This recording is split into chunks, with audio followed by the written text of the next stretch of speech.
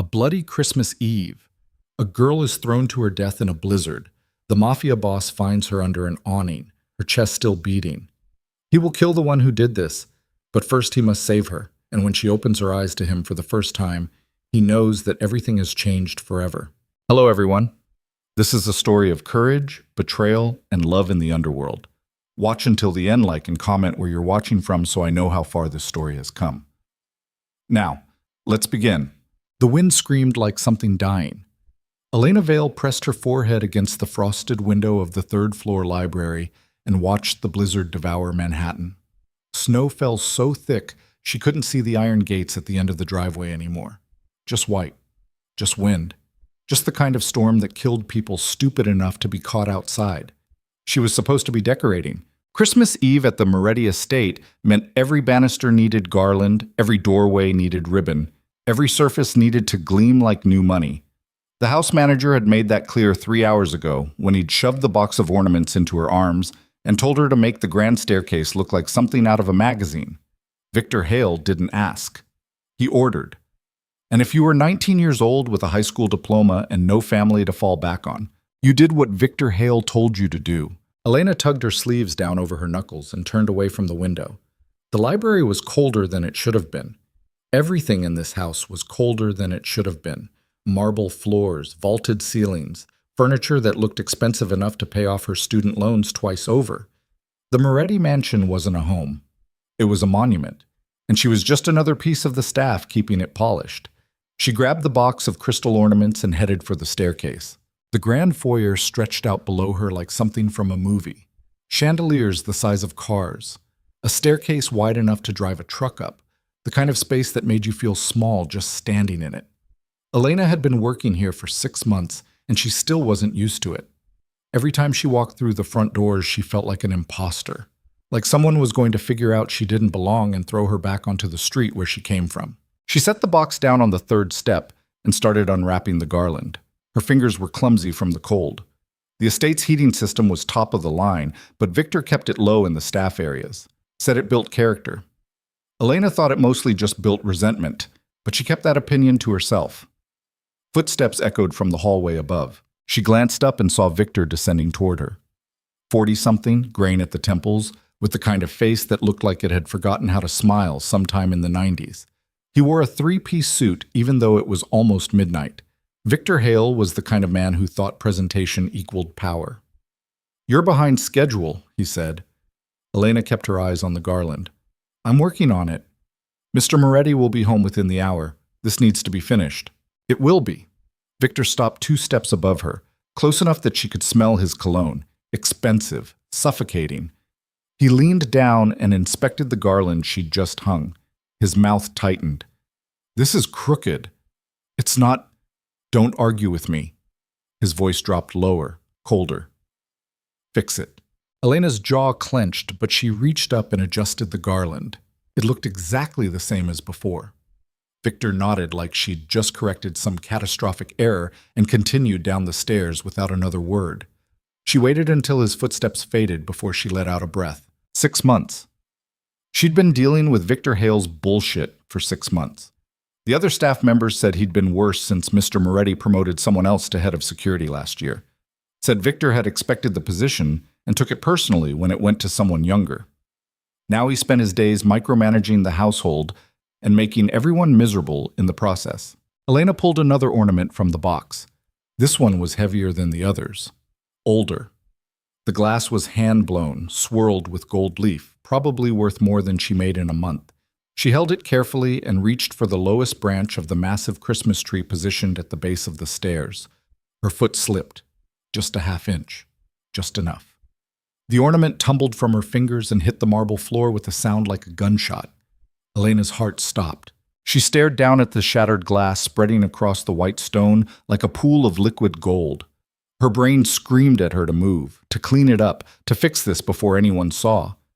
But her body wouldn't respond. She just stood there, frozen, watching the pieces glitter under the chandelier light. "What the hell did you just do?" Victor's voice came from behind her. She spun around and saw him standing in the doorway to the west wing, his face twisted into something ugly.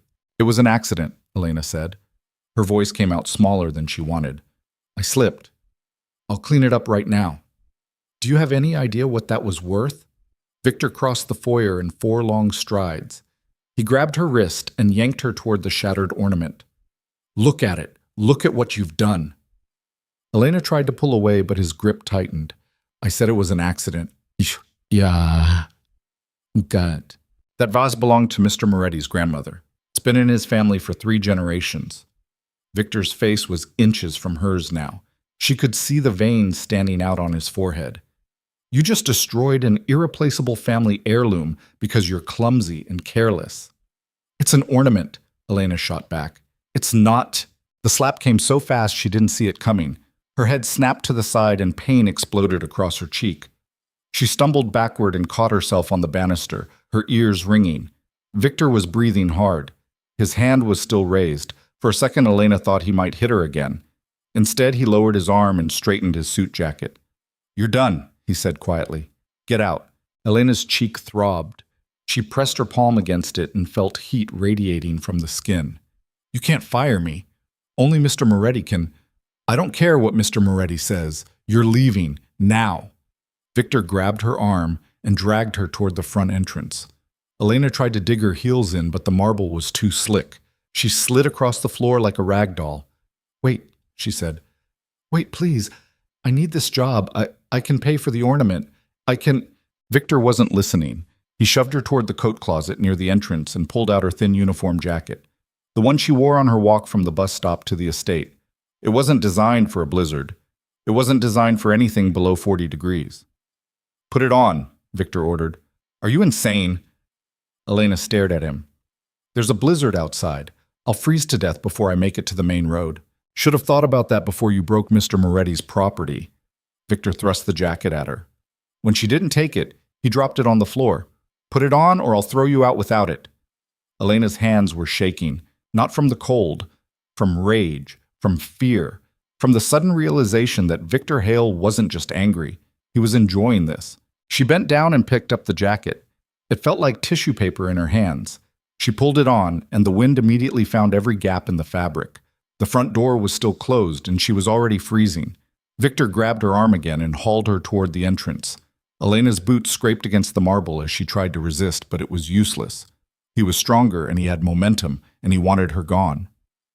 Please, Elena said, her voice cracked. Please don't do this. Victor pulled open the door. The blizzard roared into the foyer like a living thing. Snow whipped across the marble, and the temperature dropped 20 degrees in an instant. Elena could see maybe 5 feet into the storm before everything dissolved into white chaos. Get out, Victor said. I'll die out there. Then I guess you should have been more careful. He shoved her through the doorway. Elena stumbled down the front steps and into the snow. The cold hit her like a fist. The wind tore the breath from her lungs. She spun around and saw Victor standing in the doorway, silhouetted by the warm light from inside. Wait! She screamed. Wait, please! He slammed the door. The sound of the lock sliding into place was the loudest thing Elena had ever heard. She stood there for maybe 10 seconds before her brain caught up with what had just happened. Then she ran. Not toward the road. She'd never make it to the main gates in this storm. Instead, she ran toward the side of the house, looking for some kind of shelter. A maintenance shed, a garage, anything with a roof and walls. The snow was already 6 inches deep. Every step felt like wading through cement. The wind screamed in her ears and threw ice into her face hard enough to sting. She couldn't feel her fingers anymore. Her face was numb. The thin jacket did exactly nothing. Elena made it maybe 50 yards before her legs gave out. She collapsed against something solid. A tree. Pine branches hung low over her head, creating a small pocket of space where the snow wasn't quite as thick. She pressed her back against the trunk and tried to catch her breath. This was bad. This was really bad. She needed to get warm. She needed to get inside. But the house was locked and she didn't have her phone, and the nearest neighbor was half a mile away through a blizzard that was only getting worse. Elena pulled her knees up to her chest and wrapped her arms around them. Her whole body was shaking now. Hard, violent tremors that she couldn't control. Her teeth chattered so hard she bit her tongue and tasted blood. She was going to die out here. The thought arrived with crystal clarity. No drama, no panic, just a simple statement of fact. Victor Hale had thrown her into a blizzard, and she was going to freeze to death under a pine tree while he stood inside the warm mansion and congratulated himself on maintaining discipline. Elena closed her eyes. Maybe if she just rested for a minute. Maybe if she just stopped shaking for a second, she could figure out what to do next. The cold pulled her down like an anchor key. Damien Moretti saw the blood on the snow before he saw the girl. His headlights cut through the blizzard and caught something dark staining the white ground near the old pine at the edge of the property. He hit the brakes, and the SUV fishtailed to a stop 20 feet from the tree. "Stay here," he told Marco. His driver started to protest, but Damien was already out of the vehicle. The cold hit him immediately, but he ignored it. He'd grown up in worse. He walked toward the tree with his coat collar turned up and his hands shoved in his pockets, squinting against the wind. The blood led him to her. She was curled up at the base of the pine with her arms wrapped around her knees and her face pressed against the bark. Her lips were blue. Her skin was white. She wasn't shaking anymore. That was bad. Damien knew enough about hypothermia to know that when the shaking stopped, you were running out of time. He knelt down beside her and pressed 2 fingers against her throat. Her pulse was there, but it was weak, thready.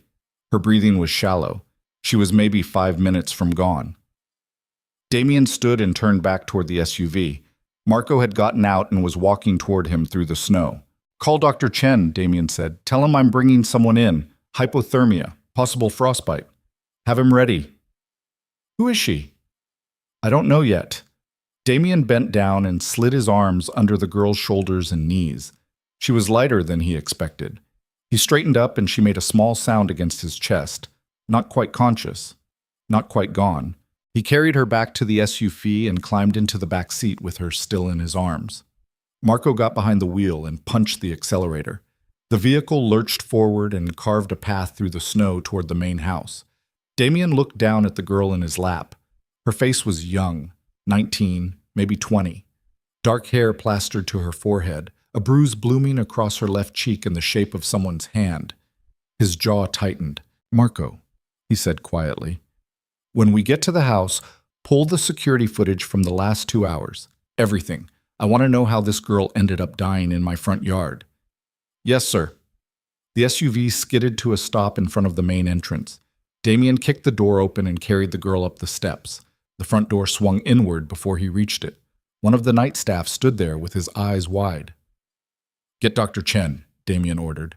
"Guest wing, now." He didn't wait for a response. He carried the girl through the foyer and up the grand staircase. The garland she'd been hanging was crooked. A box of ornaments sat abandoned on the 3rd step. Shattered glass glittered on the marble floor below. Damien's eyes narrowed, but he kept moving. The guest wing was warmer than the rest of the house. He shouldered open the door to the largest bedroom and laid the girl down on the bed. Her jacket was soaked through. Her clothes were stiff with ice. He pulled off the jacket and threw it on the floor, then grabbed the blankets from the foot of the bed and wrapped them around her. She still wasn't shaking. That was very bad. Dr. Chen arrived 3 minutes later with a medical bag and a grim expression. He took one look at the girl and started barking orders. Damien stepped back and let him work. The doctor cut away her wet clothes and replaced them with dry thermals from somewhere. He checked her pulse, her breathing, her pupils. He wrapped heat packs around her hands and feet and tucked more blankets around her. "Will she live?" Damien asked. "Maybe." Dr. Chen didn't look up from his work. "She's borderline. Another 10 minutes and I'd say no. As it is," he shook his head, "we'll see. I need to monitor her through the night. If her core temperature comes up and she doesn't develop complications, she'll probably make it." "Probably. It's the best I can give you right now." Dr. Chen finally looked at Damien. "What happened to her?" "That's what I'm about to find out." Damien turned and walked out of the room. Marco was waiting in the hallway with a tablet in his hands. "I pulled the footage," Marco said. "You need to see this." They walked to Damien's office on the 2nd floor. Marco set the tablet on the desk and pulled up a video file. The timestamp read 11:47 p.m., 23 minutes ago. Damien watched the security footage in silence. He watched the girl hanging garland on the staircase, watched her drop the ornament, watched Victor Hale grab her and drag her toward the front door, watched him throw her into the storm. The video ended.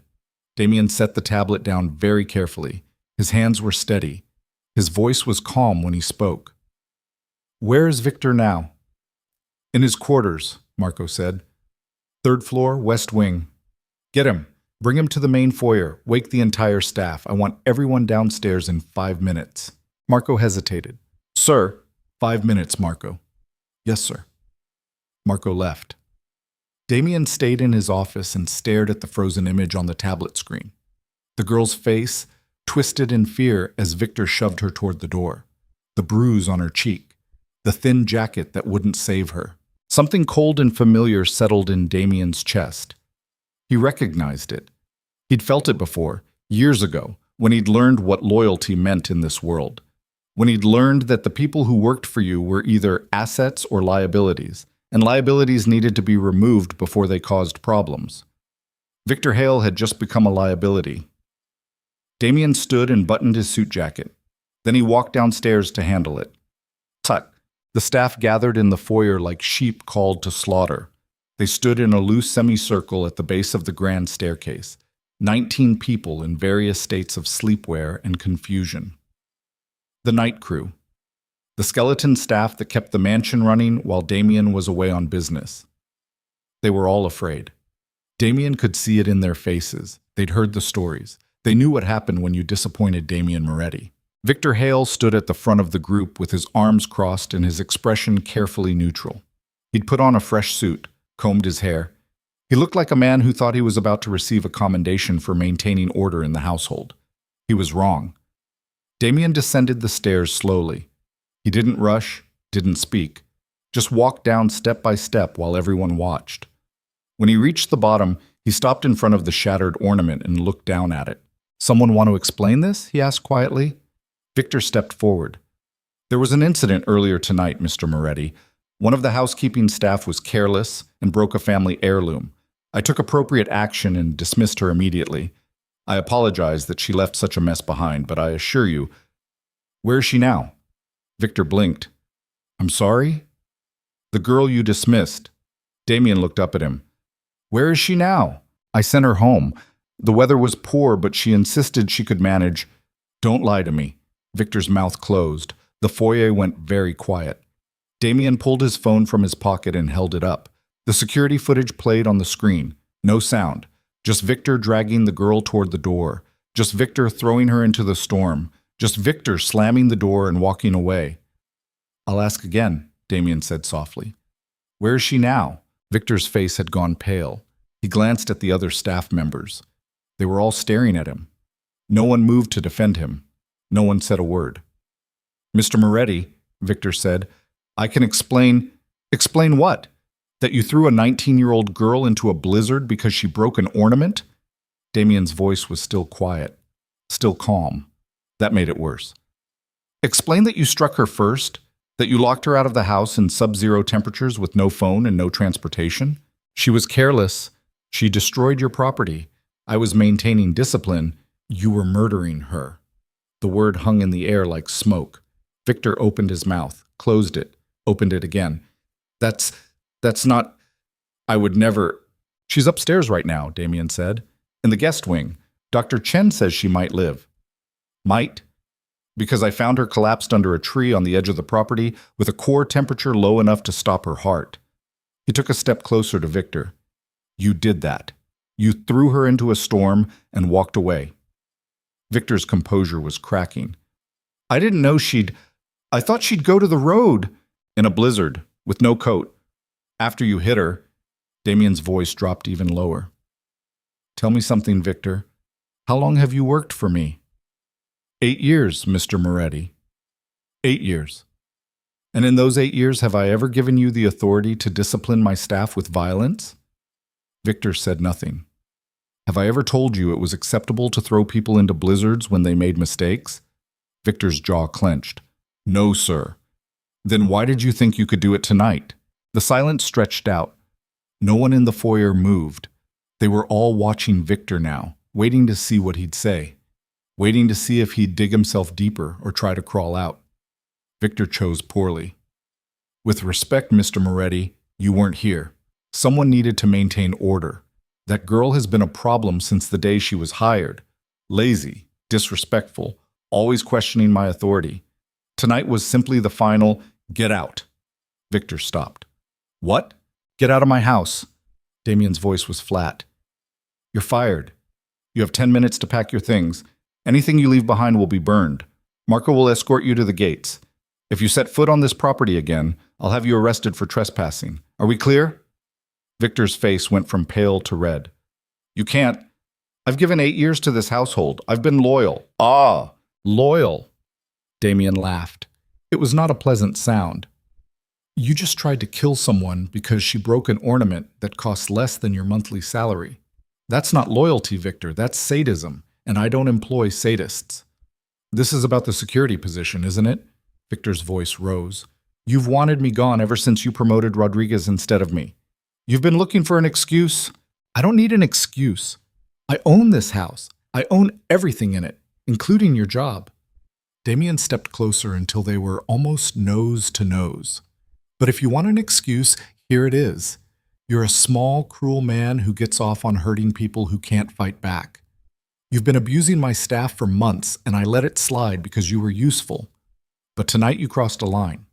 Tonight you nearly killed someone, so now you're done. Victor's hands were shaking. From rage or fear, Damien couldn't tell, didn't care. Marco, Damien said without looking away from Victor. Escort Mr. Hale to his quarters. He has 10 minutes. Marco appeared at Victor's elbow. Victor jerked away from him. This is a mistake, Victor said. His voice was tight, controlled. You're making a mistake, Mr. Moretti. I know things. I know how this house operates. I know your security protocols. I know. Is that a threat? Victor's mouth snapped shut. Because it sounded like a threat, Damien continued. And threatening me in my own home is a very bad idea, Victor, especially tonight, especially after what you did. So I'm going to give you a choice.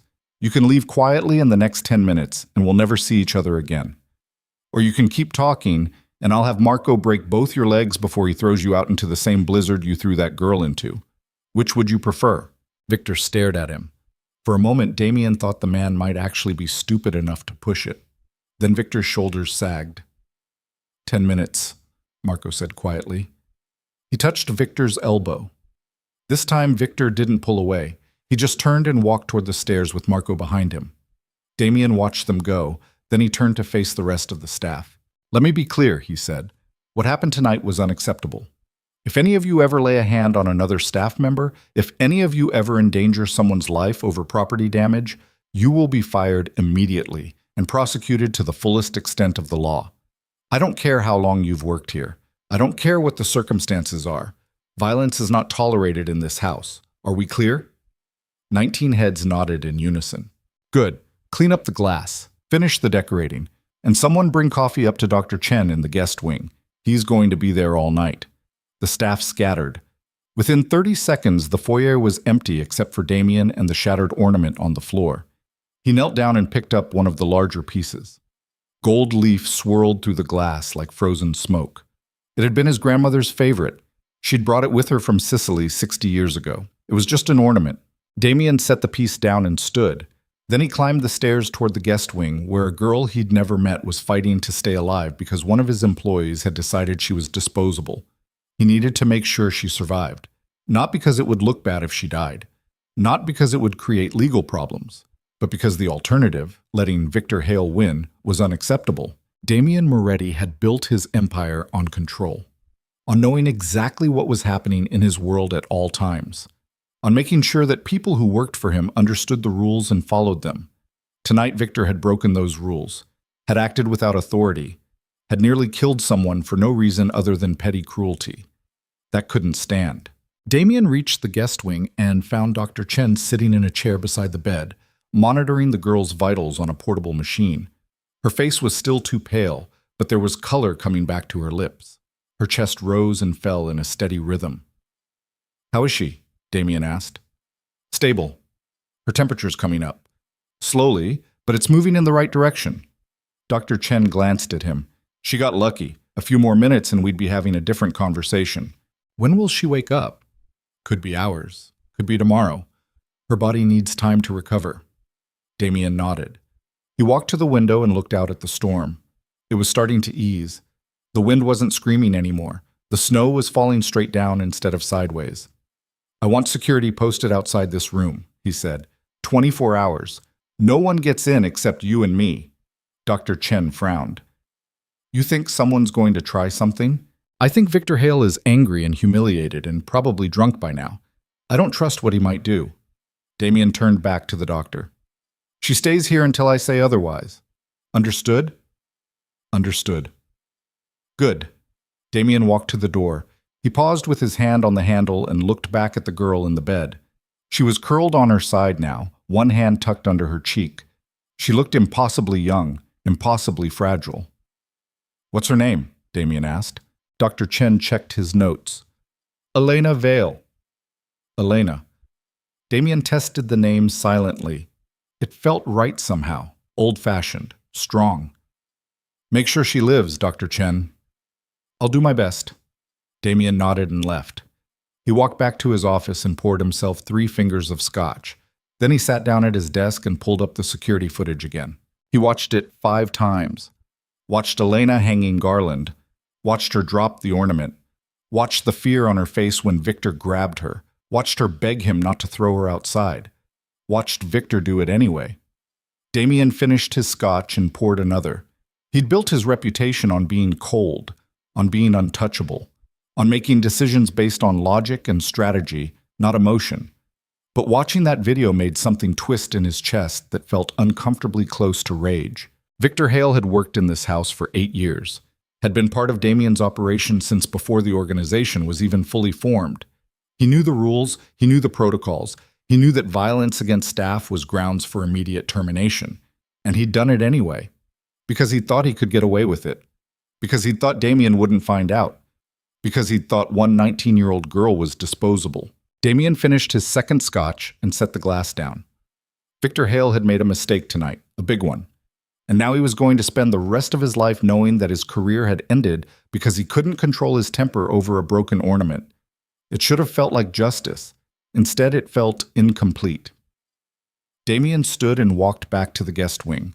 The security guard he'd posted was already in position outside the door. The man straightened when he saw Damien approaching. "No one in or out except Dr. Chen and me," Damien said. "If Victor Hale shows up, detain him and call me immediately." "Yes, sir." Damien went inside. Dr. Chen was still in his chair, still monitoring the machines. The girl, Elena, hadn't moved. "Any change?" Damien asked. "Her temperature's up another degree." "That's good.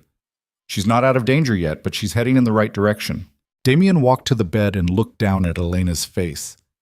The bruise on her cheek was darker now, purple spreading into yellow around the edges. It would be there for days, a reminder of what Victor had done. "When she wakes up," Damien said quietly, "I want to talk to her." "Of course. I need to know what happened, all of it, not just what I saw on the video." Dr. Chen was quiet for a moment. Then he said, "She's going to be scared. She's going to think she's in trouble." "Why would she think that?" "Because powerful men don't usually summon terrified girls to their private offices for friendly conversations." Dr. Chen met Damien's eyes. "Whatever you're planning to do with her, make sure it's the right thing. She's been through enough tonight." Damien's jaw tightened. "I'm not Victor Hale." "I know, but she doesn't." The words hung in the air between them. After a moment, Damien nodded. "I'll be gentle," he said. "See that you are." Damien left the room and went back to his office. The scotch bottle was still on his desk. He considered pouring a third glass, then decided against it. He needed to stay sharp. Needed to think this through. Elena Vale had nearly died tonight because one of his employees had been cruel and petty and drunk on minor authority. That was a failure. A failure of oversight. A failure of management. A failure of the culture he'd built in this house. Damien didn't tolerate failure, especially not his own. He pulled up Elena's personnel file on his computer. 19 years old, high school diploma. No college. She'd been hired 6 months ago as part of the housekeeping staff. Her references were solid. Her work record was clean, no complaints, no disciplinary issues. Victor had called her lazy and disrespectful. The file said otherwise. Damien closed the file and leaned back in his chair. Outside the window, the storm was finally dying. The first hints of dawn were creeping over the horizon. Christmas morning, the day when normal families gathered around trees and opened presents and pretended the world wasn't a brutal, unforgiving place. Damien didn't do Christmas, hadn't in years. It reminded him too much of things he'd lost, people he'd lost, a version of himself that no longer existed. But maybe this year would be different. Maybe this year he'd save someone instead of destroying them. He stood and walked back to the guest wing one more time. The guard was still at his post. Dr. Chen was still in his chair, and Elena was still curled up in the bed, breathing softly, alive. Damien stood in the doorway and watched her for a long moment. Then he turned and walked back to his office to wait for her to wake up. Because when she did, he was going to make sure she understood something very important. She was safe now. Victor Hale was gone, and no one was ever going to hurt her in this house again. That was a promise. And Damien Moretti always kept his promises, even the ones that might destroy him. Elena woke up drowning. Her lungs burned, her chest seized. She gasped and choked and clawed at the blankets wrapped around her body like they were trying to pull her under. For 3 seconds she was back in the snow, back in the cold, back under the pine tree waiting to die. Then her vision cleared and she saw the ceiling. Not snow, not sky. Just a white plaster ceiling with crown molding and a chandelier that probably cost more than her car. She blinked, and the panic receded enough for her brain to start working again. She was in a bed, a massive bed with sheets that felt like silk against her skin. The room around her was warm and enormous and decorated like something from a hotel magazine.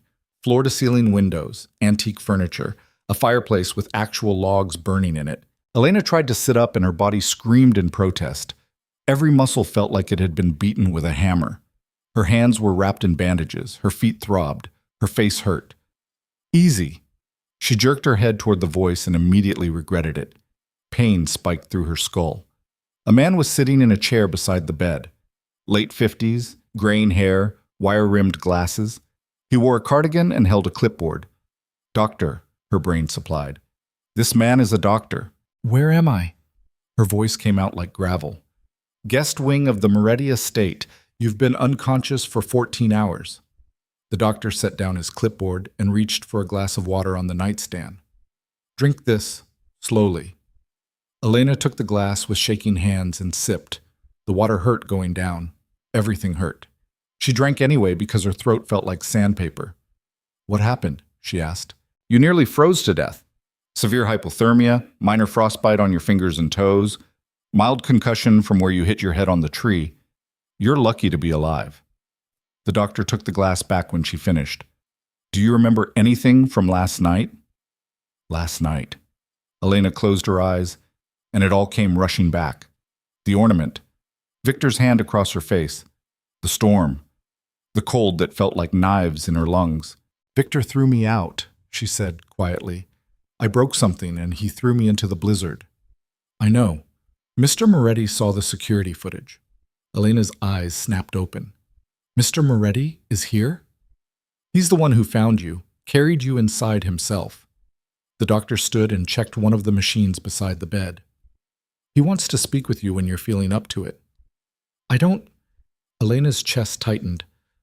"I don't have a job anymore. Victor fired me. I should just go—" "Victor Hale doesn't work here anymore." The doctor's voice was flat. "Mr. Moretti terminated him last night, had him escorted off the property within the hour." Elena stared at him. "What?" "You heard me. Victor's gone. Mr. Moretti made it very clear that what happened to you was unacceptable." The doctor met her eyes. "You're safe here. No one's going to hurt you. Understand?" Elena didn't understand. Didn't understand any of this. Men like Damien Moretti didn't fire their house managers over housekeeping staff. They didn't carry freezing girls inside and put them in guest rooms. They didn't care.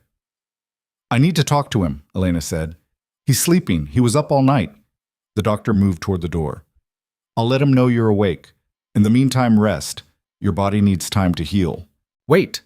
Elena pushed herself up straighter and ignored the way her ribs protested. "How bad is it? The frostbite?" The doctor paused with his hand on the doorknob. "You'll keep all your fingers and toes. The tissue damage is minor. You'll have some numbness for a few weeks, but it should resolve on its own." He looked back at her. Like I said, you're lucky. Then he left. Elena sat in the enormous bed and tried to process what was happening. Victor was gone. She was in Damien Moretti's guest wing. She'd almost died and somehow survived, and now the most dangerous man in New York wanted to talk to her. This was bad. This was very bad. She pushed the blankets aside and swung her legs over the edge of the bed. Her feet touched plush carpet, and pain shot up her calves. She gritted her teeth and stood anyway. The room tilted, but she grabbed the bedpost and waited for her vision to steady. Someone had dressed her in soft cotton pajamas. Her uniform was gone. Her shoes were gone. Everything from last night was gone except the memories and the bruises. Elena walked to the window and looked out at the estate. The blizzard had passed. Everything was buried under 2 feet of fresh snow that sparkled in the morning sunlight. The grounds looked like a Christmas card, beautiful and perfect and completely unreal. She pressed her forehead against the cold glass and tried to think. She needed a plan. Needed to figure out what to say when Damien Moretti showed up asking questions. Needed to decide whether she was going to tell him the truth about Victor or make up some story that wouldn't get her killed. Because men like Damien Moretti didn't just help people. They owned people. And if he'd saved her life, he probably expected something in return. The door opened behind her. Elena turned and her breath caught in her throat. Damien Moretti stood in the doorway wearing dark slacks and a white dress shirt with the sleeves rolled up to his elbows. He was younger than she'd expected. Mid-30s, maybe. Dark hair pushed back from his face, sharp cheekbones, eyes that looked like they could see straight through you. He was the kind of handsome that came with a warning label. "Miss Vale," he said. His voice was quiet, controlled. "You shouldn't be out of bed." "I'm fine." Elena's hands were shaking, so she crossed her arms to hide it. "Dr. Chen said you wanted to talk." "I did, but not while you're barely able to stand." Damien stepped into the room and closed the door behind him. "Sit down before you fall down." "I said I'm fine."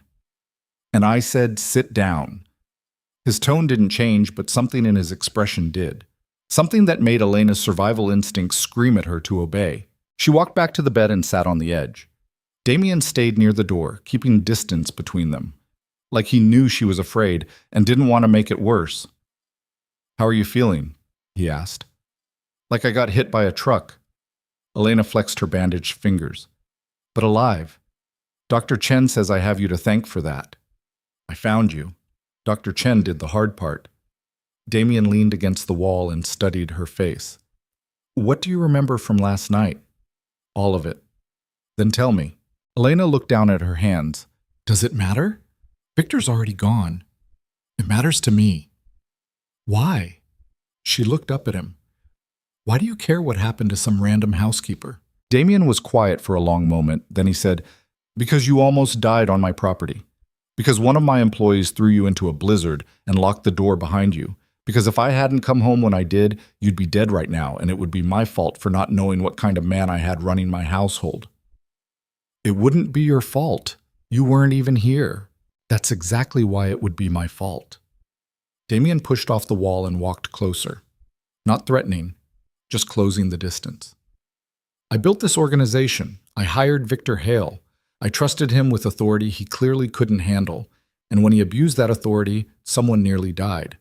So yes, Miss Vale, it matters to me." Elena stared at him. There was something in his voice that sounded almost like guilt, like he actually believed what he was saying, like this wasn't just about covering his ass or managing liability.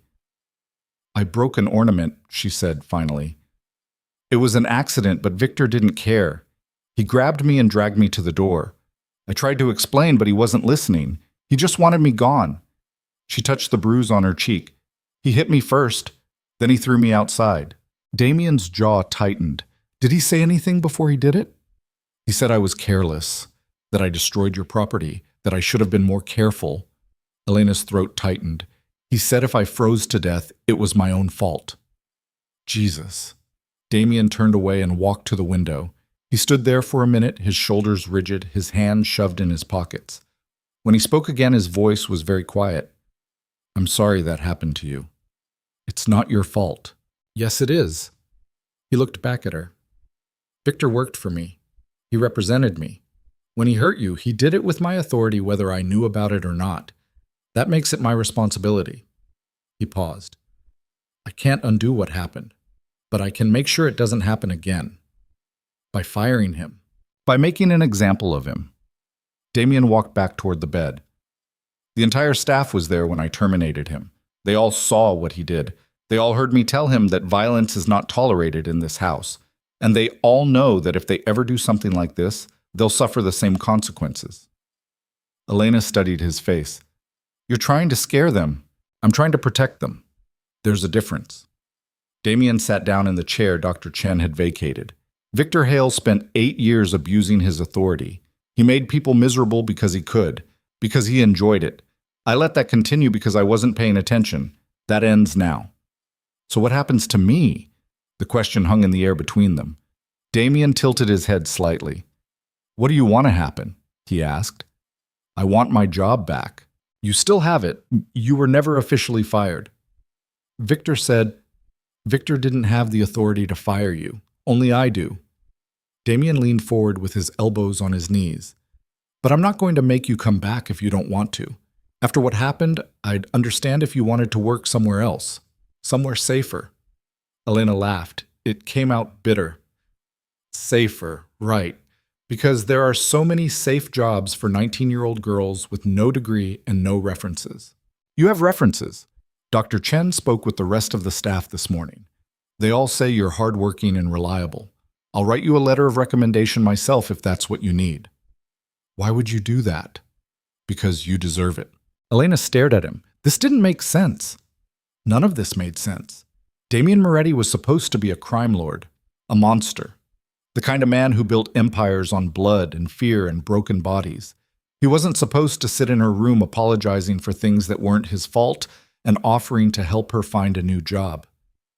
I don't understand you, she said quietly. Most people don't. I mean it. I don't know what you want from me. Damien was quiet for a moment. Then he said, I don't want anything from you, Miss Vale. You're not in my debt. You don't owe me loyalty or gratitude or anything else. I pulled you out of the snow because leaving you there to die would have made me the same kind of monster as Victor. That's all. That's all. Yes. Elena wanted to believe him, wanted to believe that this was really as simple as one human being helping another. But she'd grown up in a world where nothing came free, where every kindness had a price tag attached, where powerful men didn't help girls like her unless they wanted something in return. I want to stay, she said finally. I need this job. The pay is good and it's close to my apartment, and I can't afford to start over somewhere else right now. She met his eyes. But if you're lying to me, if this is some kind of trap, I need to know now. Damien held her gaze. It's not a trap. You can stay as long as you want, and if you ever feel unsafe here, you can leave. No questions asked, no consequences. You have my word. Your word? Yes. And what's that worth? A small smile touched the corner of his mouth. In my world? Everything. He stood. Rest. Dr. Chen wants you in bed for at least another day. After that, we'll figure out when you're ready to return to work. He walked toward the door. Elena watched him go, and something in her chest twisted. A question she didn't want to ask, but couldn't keep inside. Mr. Moretti. He stopped with his hand on the doorknob and looked back.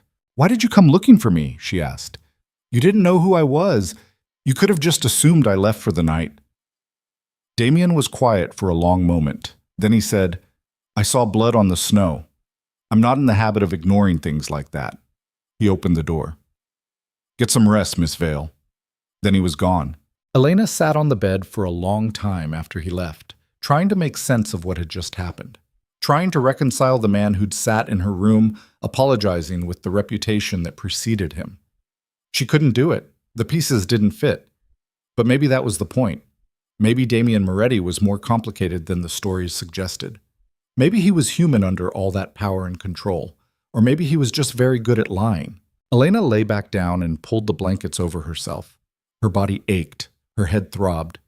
She was exhausted and confused and still a little bit terrified. But she was alive. That had to count for something. 2 days passed before Elena left the guest wing.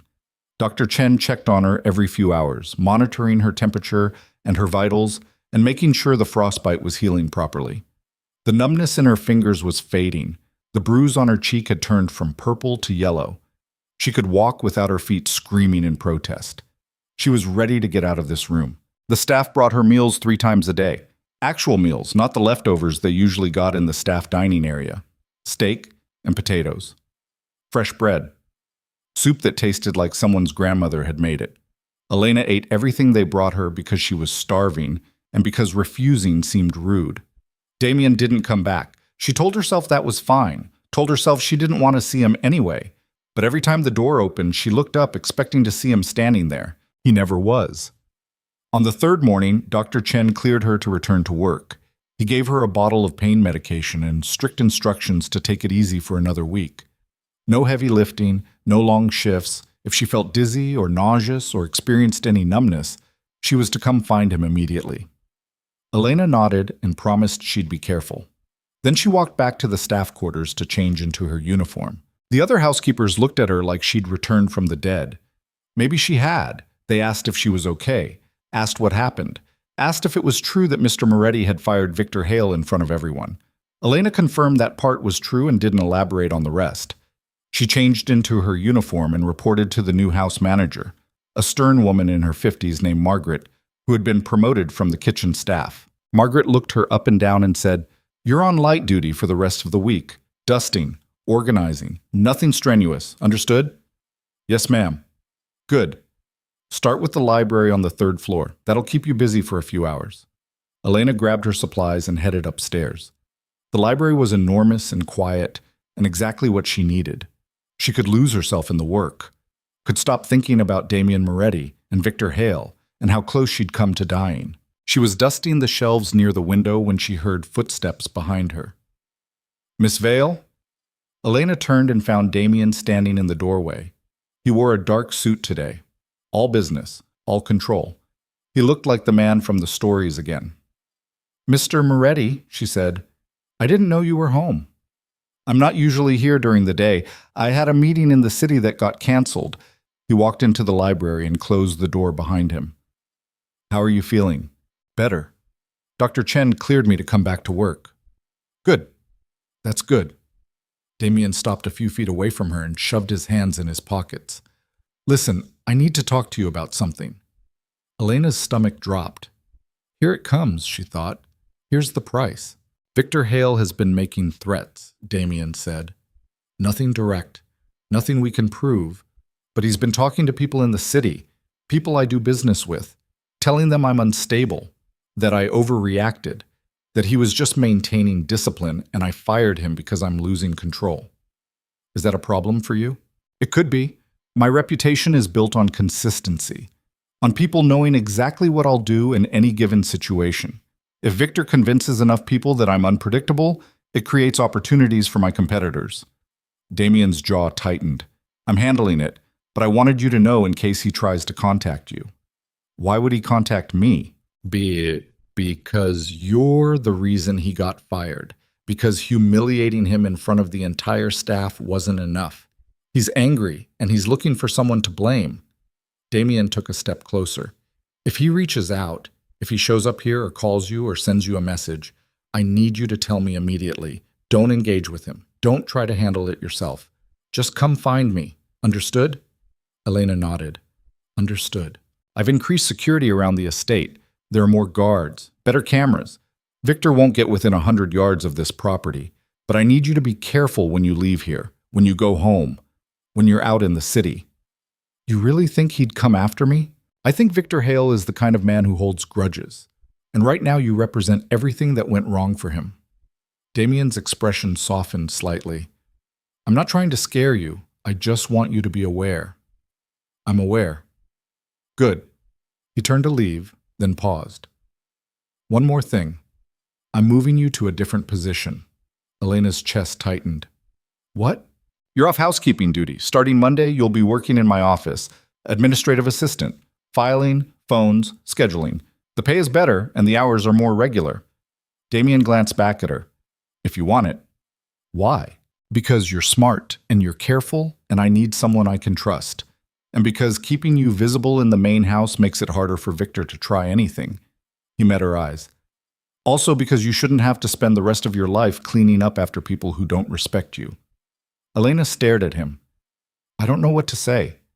Say yes or say no. Either one is fine. She should say no. Should tell him she didn't want his charity or his protection or whatever this was. Should keep her head down and stay out of his world because getting close to men like Damien Moretti was how girls like her ended up dead. But the words that came out of her mouth were, yes, I'll take it. Damien nodded. Margaret will handle the transition. Report to my office Monday morning at 8. I'll have someone show you the ropes. Then he left. Elena stood in the library for 5 full minutes after he was gone, staring at the closed door and trying to figure out what the hell had just happened.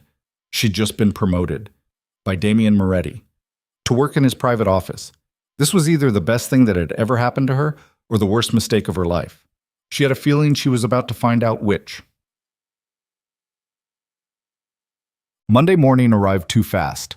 Elena stood outside Damien's office at 7:55 wearing the only business-appropriate outfit she owned, a black pencil skirt and white blouse she'd bought at a thrift store 3 years ago. Her hands were shaking, her stomach was in knots, she'd barely slept. The office door opened and a woman in her 30s stepped out. She had dark hair pulled back in a severe bun and wore a pantsuit that probably cost more than Elena's rent. You must be Elena, the woman said. Her voice was clipped, professional. I'm Catherine. I've been Mr. Moretti's assistant for the past 4 years. I'll be training you this week. Nice to meet you. Follow me. Catherine turned and walked back into the office. Elena followed. The office was exactly what she'd expected. Dark wood, leather furniture, floor-to-ceiling windows overlooking the estate, a massive desk covered in neat stacks of paper and 3 separate computer monitors. Damien wasn't there. Mr. Moretti is in the city today, Catherine said, reading Elena's mind. He'll be back this evening. In the meantime, I'll show you the systems.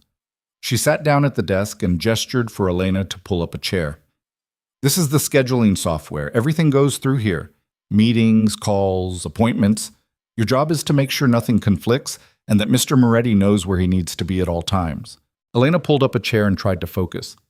Catherine walked her through the software, the filing system, the phone protocols. It was overwhelming.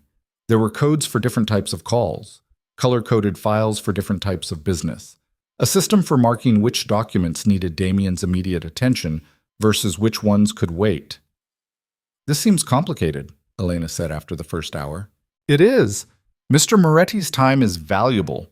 One scheduling mistake can cost him millions. Catherine pulled up another screen. You'll get used to it. Just pay attention and don't make assumptions. If you're not sure about something, ask. Mr. Moretti would rather you interrupt him than make a mistake. They worked through lunch. Catherine ordered food from the kitchen and they ate at the desk while going over more procedures. By 3 o'clock, Elena's head was spinning. That's enough for today, Catherine said finally. Go home. Get some rest. We'll pick this up tomorrow. Elena gathered her things and stood. Thank you for being patient. Don't thank me yet. Tomorrow we start on the hard stuff. Catherine's expression softened slightly. But you're doing fine. Better than the last assistant Mr. Moretti tried to hire. What happened to them? They quit after 2 days, said the pressure was too much. Catherine started shutting down the computers. This job isn't easy, Elena. Mr. Moretti expects perfection. He doesn't tolerate mistakes or excuses. If you can't handle that, it's better to walk away now. I can handle it. We'll see. Elena left the office and walked back toward the staff quarters. Her feet hurt, her head hurt, but underneath the exhaustion was something else, something that felt almost like excitement. She'd spent 6 months cleaning this house, staying invisible, keeping her head down, and now she was working in Damien Moretti's private office, learning his business, seeing how his world actually operated. It was terrifying and thrilling and completely surreal. She was so lost in thought that she almost didn't notice the man standing beside her car in the parking area behind the estate. Elena stopped 10 feet away. Her heart kicked into overdrive. Victor Hale leaned against her driver's side door with his arms crossed. He looked worse than the last time she'd seen him. Unshaven, tired, his suit was wrinkled. "Hello, Elena," he said. She should run, should scream for security, should do anything except stand there staring at him, but her feet wouldn't move. "What are you doing here?" she managed. "I wanted to talk." Victor pushed off the car and took a step toward her. Elena took a step back. Relax. I'm not going to hurt you. You threw me into a blizzard. I made a mistake. I was angry and I overreacted. I came to apologize. You came to apologize. Elena's voice was flat. That's bullshit. It's the truth. Victor raised his hands in a placating gesture. Look, I know what I did was wrong. I know I hurt you, but Moretti destroyed my career over it. 8 years of loyal service, and he threw me out like garbage because I made one mistake. You tried to kill me. I didn't think... Victor's jaw clenched. I didn't think you'd actually freeze to death. I thought you'd walk to the main road and call someone. I thought you'd be fine. Well, I wasn't fine. I almost died. I know, and I'm sorry. Victor took another step forward. But you're alive now. You're fine. And Moretti used what happened to you as an excuse to destroy me. Don't you think that's excessive? Elena stared at him. Are you seriously asking me to feel sorry for you right now? I'm asking you to tell the truth. I'm asking you to admit that maybe Moretti overreacted, that maybe firing me and humiliating me in front of the entire staff was too much. Victor's voice dropped lower. He's using you, Elena. He's turned you into his project, his proof that he's a good man. But he's not. He's a criminal, a killer. And sooner or later you're going to realize that staying in his orbit is the most dangerous thing you've ever done. Get away from my car. Just think about it. That's all I'm asking. Think about who you're really working for. Victor stepped aside and gestured toward the driver's door. I'll leave you alone. But if you ever need help, if you ever want to get out of here, you know how to find me. He walked away before Elena could respond. She watched him disappear around the corner of the building, her heart pounding so hard she thought it might break through her ribs. Then she ran. She ran back into the estate and up the stairs to Damien's office. Catherine was still there, packing her briefcase. Elena, what's wrong? Where's Mr. Moretti? I told you, he's in the city. He won't be back until... Call him, right now. Tell him Victor was here. Catherine's expression changed. What? Victor Hale was in the parking lot. He was waiting by my car. He wanted to talk. Elena's hands were shaking again. Mr. Moretti said to tell him if Victor contacted me, so I'm telling you, call him. Catherine pulled out her phone and dialed. 10 seconds later, she was talking rapidly into the receiver. Elena couldn't hear Damien's responses, but she could see Catherine's face getting tighter with every word. He'll be here in 20 minutes, Catherine said when she hung up. He wants you to wait in his office. Don't leave the building. Okay. Elena. Catherine walked over and put a hand on her shoulder. What did Victor say to you? He said he wanted to apologize. He said Mr. Moretti overreacted. He said I should think about who I'm really working for. Elena looked up at her. He's planning something, isn't he? Catherine's silence was answer enough. Elena sank down into the chair beside Damien's desk and tried to stop shaking. She'd known this wasn't over, had known Victor wouldn't just disappear, but having him show up here, on the estate grounds, beside her car, waiting for her, made it real in a way it hadn't been before. She was in danger. And the only person who could protect her was a man she barely knew and didn't entirely trust. Elena closed her eyes and tried to breathe. This was what happened when you got involved with people like Damien Moretti. This was the price. Not money or loyalty or gratitude, just fear. Constant, grinding fear that something bad was always one step behind you. The office door slammed open. Elena's eyes snapped open and she saw Damien striding into the room like a storm. His suit jacket was gone. His tie was loosened. He looked furious. Where? He demanded. Parking lot, Elena said. By my car. He's gone now. How long ago? 10 minutes, maybe 15. Damien pulled out his phone and made a call. Marco. Victor Hale was on the property 15 minutes ago. Check the security footage, find out how he got in and how he got out, and put every guard on alert. If he comes back, I want him detained immediately. He hung up and turned to Elena. His expression softened fractionally when he saw her face. Are you hurt? He asked. No, he didn't touch me. He just wanted to talk. About what? You. He said you overreacted, that you destroyed his career over one mistake. He said, Elena's voice caught. He said you're using me, that I'm your project. You're proof that you're a good man. Damien was quiet for a long moment. Then he said, Do you believe that? I don't know what I believe. Fair enough. Damien walked to the window and stared out at the grounds. Victor's right about one thing. I did destroy his career. I made sure everyone in this city knows what he did and why he was fired. I made sure he'll never work for another organization like mine again. He looked back at her. But I didn't do it to prove I'm a good man. I did it because letting him get away with what he did would have sent a message that I tolerate violence against my people. And I don't. So this is about your reputation. This is about survival, mine and yours and everyone else who works in this house. Damien turned away from the window. Victor violated the rules. He endangered someone under my protection. If I'd let that slide, every other ambitious sociopath in my organization would have taken it as permission to do the same thing. I can't run an empire on fear alone. I need loyalty, and loyalty only works if people trust that I'll protect them when they need it. Elena studied his face. You really believe that? Yes. Then why did he come here? If you destroyed him so completely, why risk coming back? Because he has nothing left to lose, which makes him dangerous. Damien pulled out his phone again and typed something quickly. I'm putting a guard on you, 24 hours. He'll follow you home, stay outside your apartment, make sure Victor doesn't try anything else. I don't need a babysitter. I'm not asking your permission. You can't just... Yes, I can. Damien's voice hardened. You work for me now. That means you're under my protection, and right now you're in danger. So you can either accept the guard or you can quit.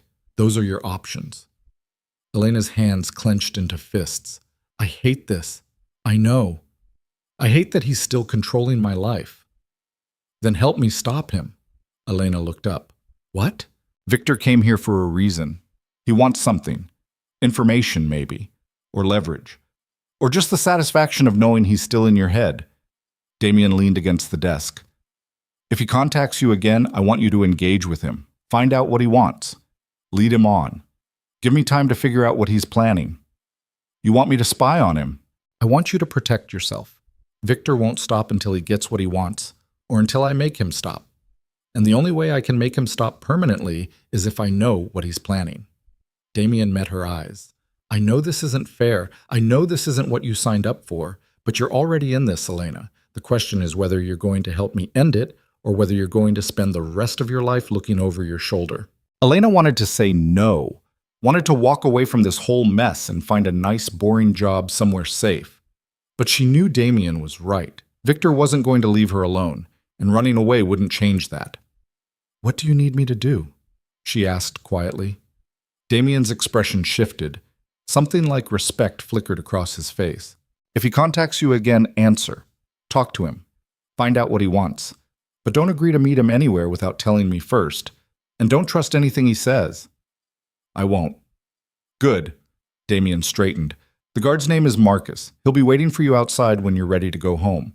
He's discreet. You won't even notice he's there most of the time. Okay. Damien started to turn away, then stopped. Elena. Yeah? Thank you for trusting me. I'm not sure I do yet. A small smile touched his mouth. Then thank you for pretending. He left the office. Elena sat there for a long time after he was gone, trying to figure out how her life had gotten so complicated so fast. 3 weeks ago, she'd been a nobody, a housekeeping girl trying to pay rent and save money for college. Now she was caught in the middle of some kind of power struggle between a crime lord and his vengeful ex-employee. And the worst part was that she was starting to care what happened to Damien Moretti. She shouldn't. He was dangerous and powerful and exactly the kind of man her mother had warned her about. But he'd also saved her life. Had fired Victor for hurting her, had given her a better job and protection and something that felt almost like respect. Elena stood and grabbed her things. Marcus was waiting outside, just like Damien said he would be. Tall, broad-shouldered, with the kind of face that didn't give anything away. He nodded at her and followed her to her car at a discreet distance. She drove home with his black SUV trailing behind her the entire way. When she got to her apartment, Marcus parked across the street and settled in to wait. Elena went inside and locked the door and stood in her tiny kitchen, trying not to think about how her life had become the kind of story people told as a warning. Her phone buzzed. She pulled it out and saw an unknown number. Her stomach dropped. The text said, "You're making a mistake trusting him. When you're ready to talk, call me. V." Elena stared at the message for a long moment.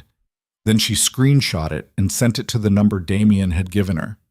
His response came back 30 seconds later. Good. Let him think you're considering it. I'll be in touch. Elena deleted both messages and threw her phone on the couch. Then she poured herself a glass of wine and tried not to think about how badly this was all going to end. Victor called 3 days later. Elena was in Damien's office filing contracts when her phone buzzed.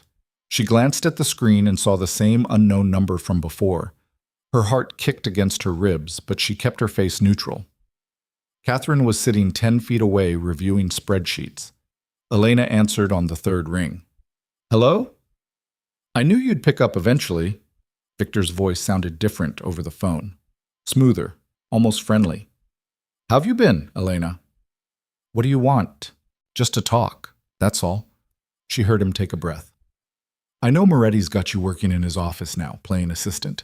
Has he told you what he really does for a living? Elena walked toward the window so Catherine wouldn't hear. I'm not stupid. I know what kind of business he runs. Do you?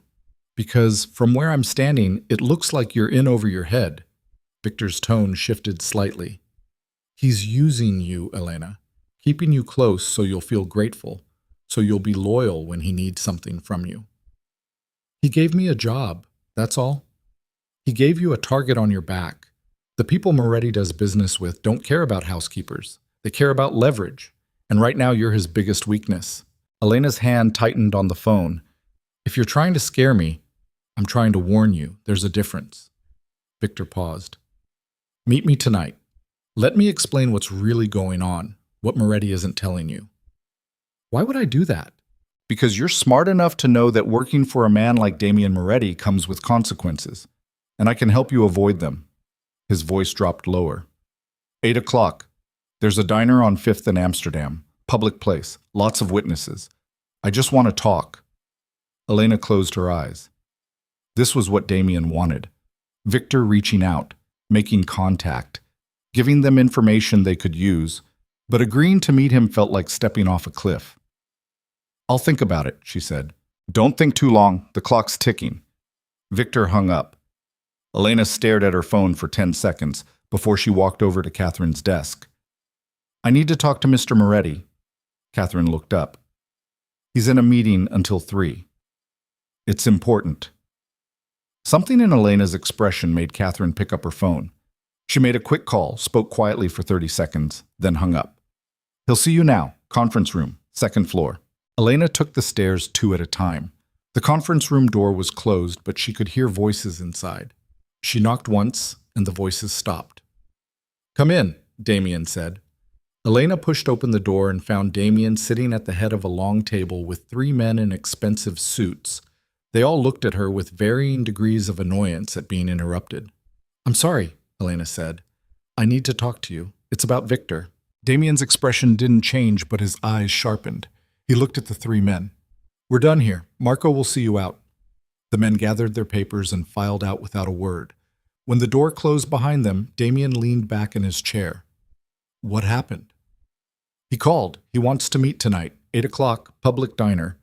Elena crossed her arms. He said he wants to warn me about you, that I'm in over my head. And what did you say? That I'd think about it. Damien was quiet for a moment. Then he stood and walked to the window. He's escalating, faster than I expected. What does that mean? It means he's desperate, which makes this dangerous. Damien turned back to face her. You don't have to do this. I can find another way to figure out what he's planning. What other way? I have people, resources. He's not going to talk to your people. He wants to talk to me. Elena met his eyes. You said I was already in this. You were right, so let me help end it. Damien studied her face for a long moment. If you do this, you follow my rules. Marcus goes with you. He stays close enough to intervene if Victor tries anything. And you wear a wire. I need to hear everything he says. A wire? Yes. You want me to record him. I want evidence. If Victor's planning something illegal, I need proof. Something I can use to shut him down permanently. Damien walked closer. But if you're not comfortable with that, we stop now. I won't force you to do something that scares you. Elena thought about the text message. About Victor waiting by her car, about the way his hand had felt around her wrist the night he'd thrown her into the storm. "I'll do it," she said. "You're sure?" "No, but I'm doing it anyway." Something shifted in Damien's expression. Respect, maybe, or concern. "Meet me in my office at 7. I'll have Marcus set up the equipment." "Okay." Elena turned to leave, but Damien's voice stopped her. "Elena." She looked back.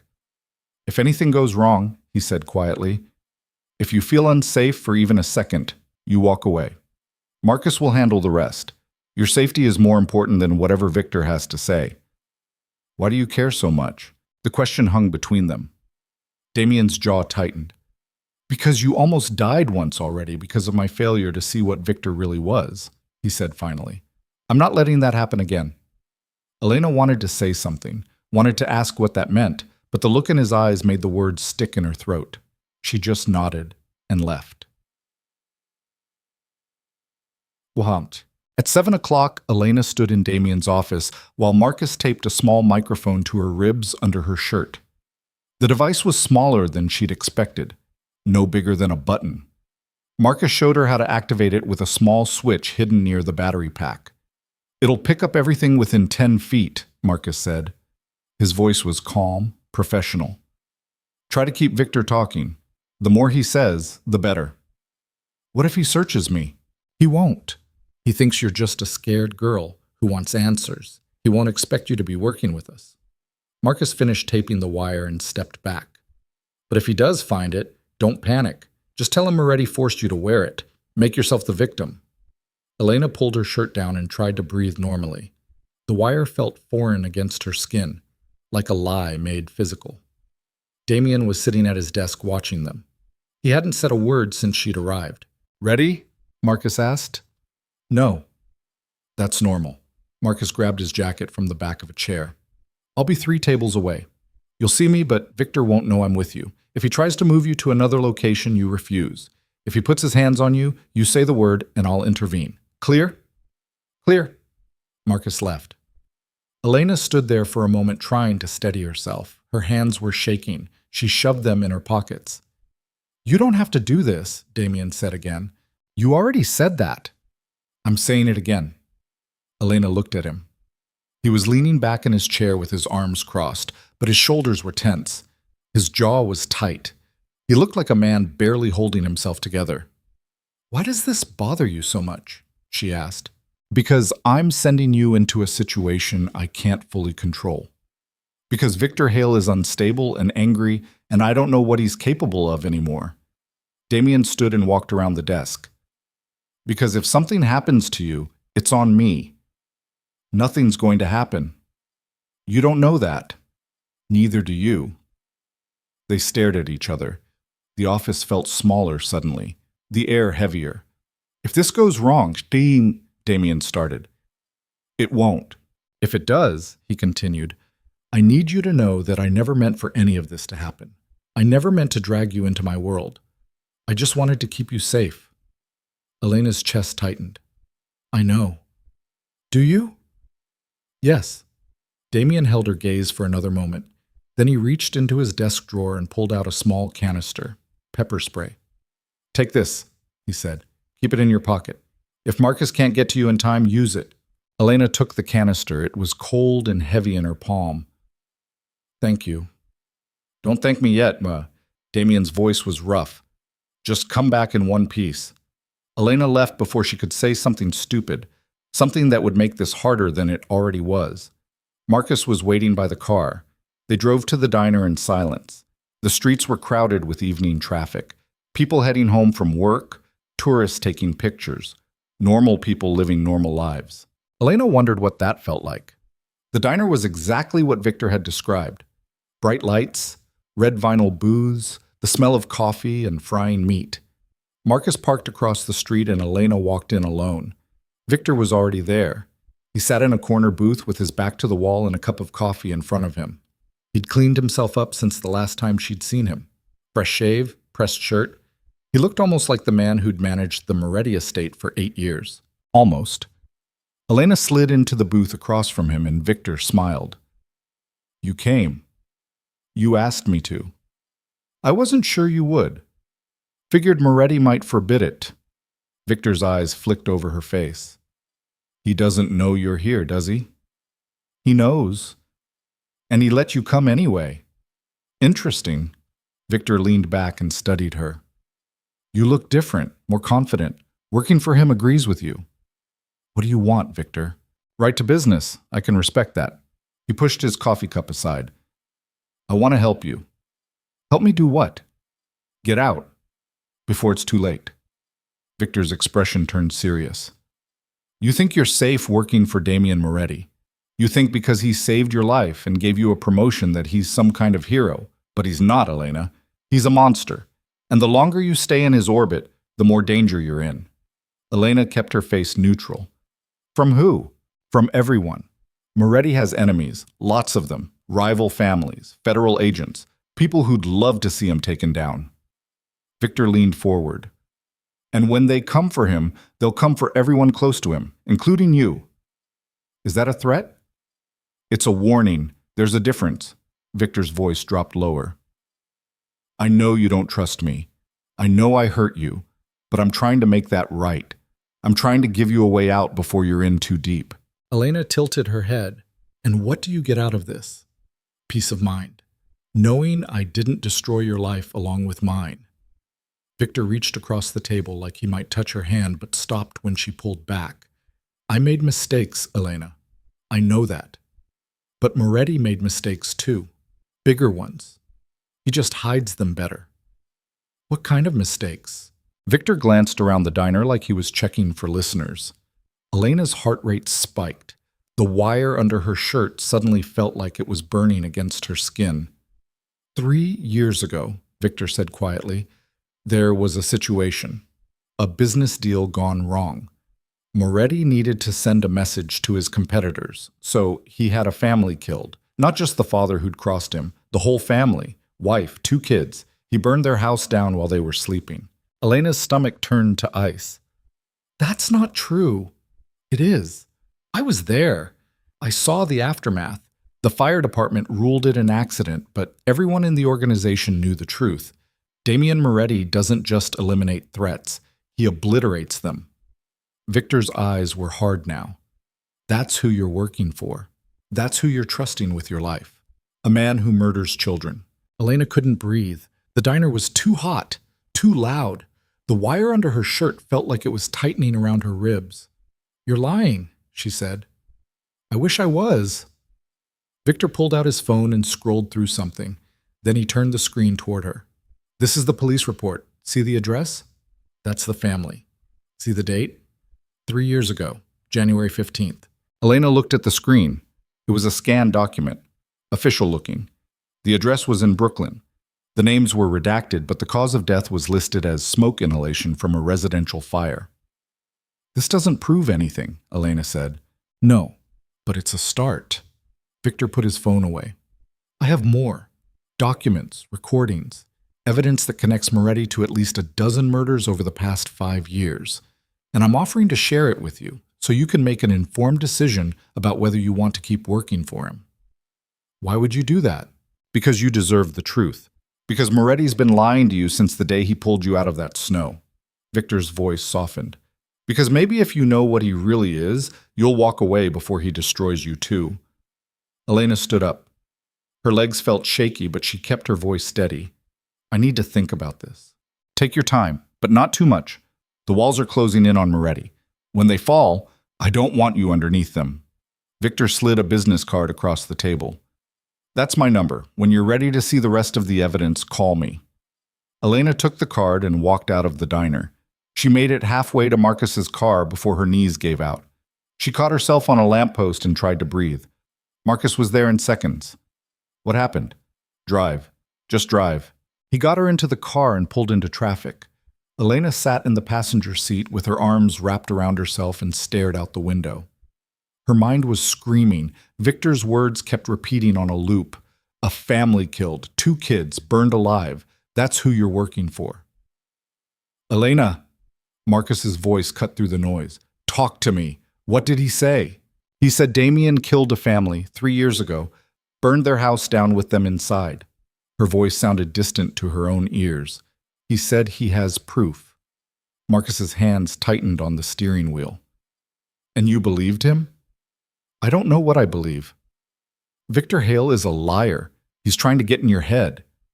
Then why did he have a police report? Why did he know the address and the date and... Elena's voice cracked. I need to talk to Damien. That's where we're going. They drove back to the estate in silence. When they pulled up to the main entrance, Damien was standing on the front steps like he'd been waiting. He took one look at Elena's face and his expression went dark. Inside, he said. Now. They went to his office. Marcus closed the door behind them and Damien gestured for Elena to sit. She stayed standing. Tell me what happened, Damien said. Elena pulled the wire off and threw it on his desk. Did you kill a family 3 years ago? The question landed like a bomb. Damien went very still. What? Victor said you had a family killed. Parents and 2 kids. Burned their house down to send a message to your competitors. Elena's hands were shaking. Is it true? Damien looked at Marcus. What exactly did Victor say? Marcus repeated the conversation word for word. When he finished, Damien walked to the window and stood there for a long moment with his back to them. The fire was real, he said finally. January 15th, 3 years ago, Brooklyn. A man named Thomas Castellano and his family died in that fire. Elena felt like she'd been punched in the stomach. So it's true. No. Damien turned around. His face was carved from stone. Thomas Castellano worked for Sergio Barone. He was an accountant. He'd been skimming money from Barone's operations and hiding it in offshore accounts. When Barone found out, he ordered the hit. The fire was meant to look like an accident so the feds wouldn't investigate. But Victor said you... Victor was working for me at the time. He was my house manager. He had no access to my actual operations, no knowledge of what I did or didn't order. Damien's voice was hard. But he heard rumors, everyone did. The fire made news. And when someone like Barone commits an atrocity, everyone assumes I was involved because we operate in the same world. So you didn't order it? No. I had nothing to do with it. Damien walked closer. But I knew about it afterward. I knew Barone had killed that family, and I didn't do anything to stop him or expose him, because doing so would have started a war I couldn't win at the time. Elena stared at him. You let him get away with it. Yes. You let him murder children, and you did nothing. I chose my battles. Just like you're choosing yours right now by working for me instead of running as far from this city as you can. Damien's eyes were cold. I'm not a good man, Elena. I've never claimed to be. I've done terrible things to survive in this world. But I didn't kill that family, and Victor knows it. Then why did he say you did? Because he's building a case against me, collecting half-truths and rumors and pieces of evidence he can twist into something that looks damning. He wants you to doubt me, to question everything I've told you, because the moment you stop trusting me, you become vulnerable, and vulnerable people make mistakes. Elena's legs finally gave out. She sank into the chair and put her head in her hands. I don't know what's real anymore. That's what he wants. Confusion, fear, doubt. Damien crouched down in front of her chair so they were eye level. Look at me. Elena lifted her head. I saved your life because leaving you to die would have made me complicit in Victor's cruelty. I gave you a job because you're smart and capable, and I need people I can trust. I fired Victor because he violated the rules that keep this organization from collapsing into chaos. Damien's voice was steady. Certain. But I'm not innocent. I've hurt people. I've ordered things done that would horrify you if you knew the details. I exist in a world where violence is currency and mercy is weakness. That's who I am. And if you can't live with that, then walk away right now and I'll make sure you're safe. Ma's-san. Elena looked at him. Really looked at him. At the hard lines of his face, the scars on his knuckles, the eyes that had seen too much and survived anyway. I don't want to walk away, she said quietly. Then don't. But understand what you're choosing. Understand that working for me means accepting that I'm not the hero of this story. I'm just the man trying to keep everyone from killing each other. And sometimes I fail. Elena nodded slowly. Okay. Okay? I believe you. About the family, about Victor lying. She took a shaky breath. But I need to know something. If you had ordered that fire, if you had killed those children, would you tell me the truth? Damien held her gaze. Probably not, because telling you would put you in danger. The less you know about my actual operations, the safer you are. So I just have to trust you. Yes, that's a lot to ask. I know. Damien stood and held out his hand. But it's all I have to offer. Elena looked at his hand for a long moment. Then she took it and let him pull her to her feet. Victor's going to keep pushing, she said.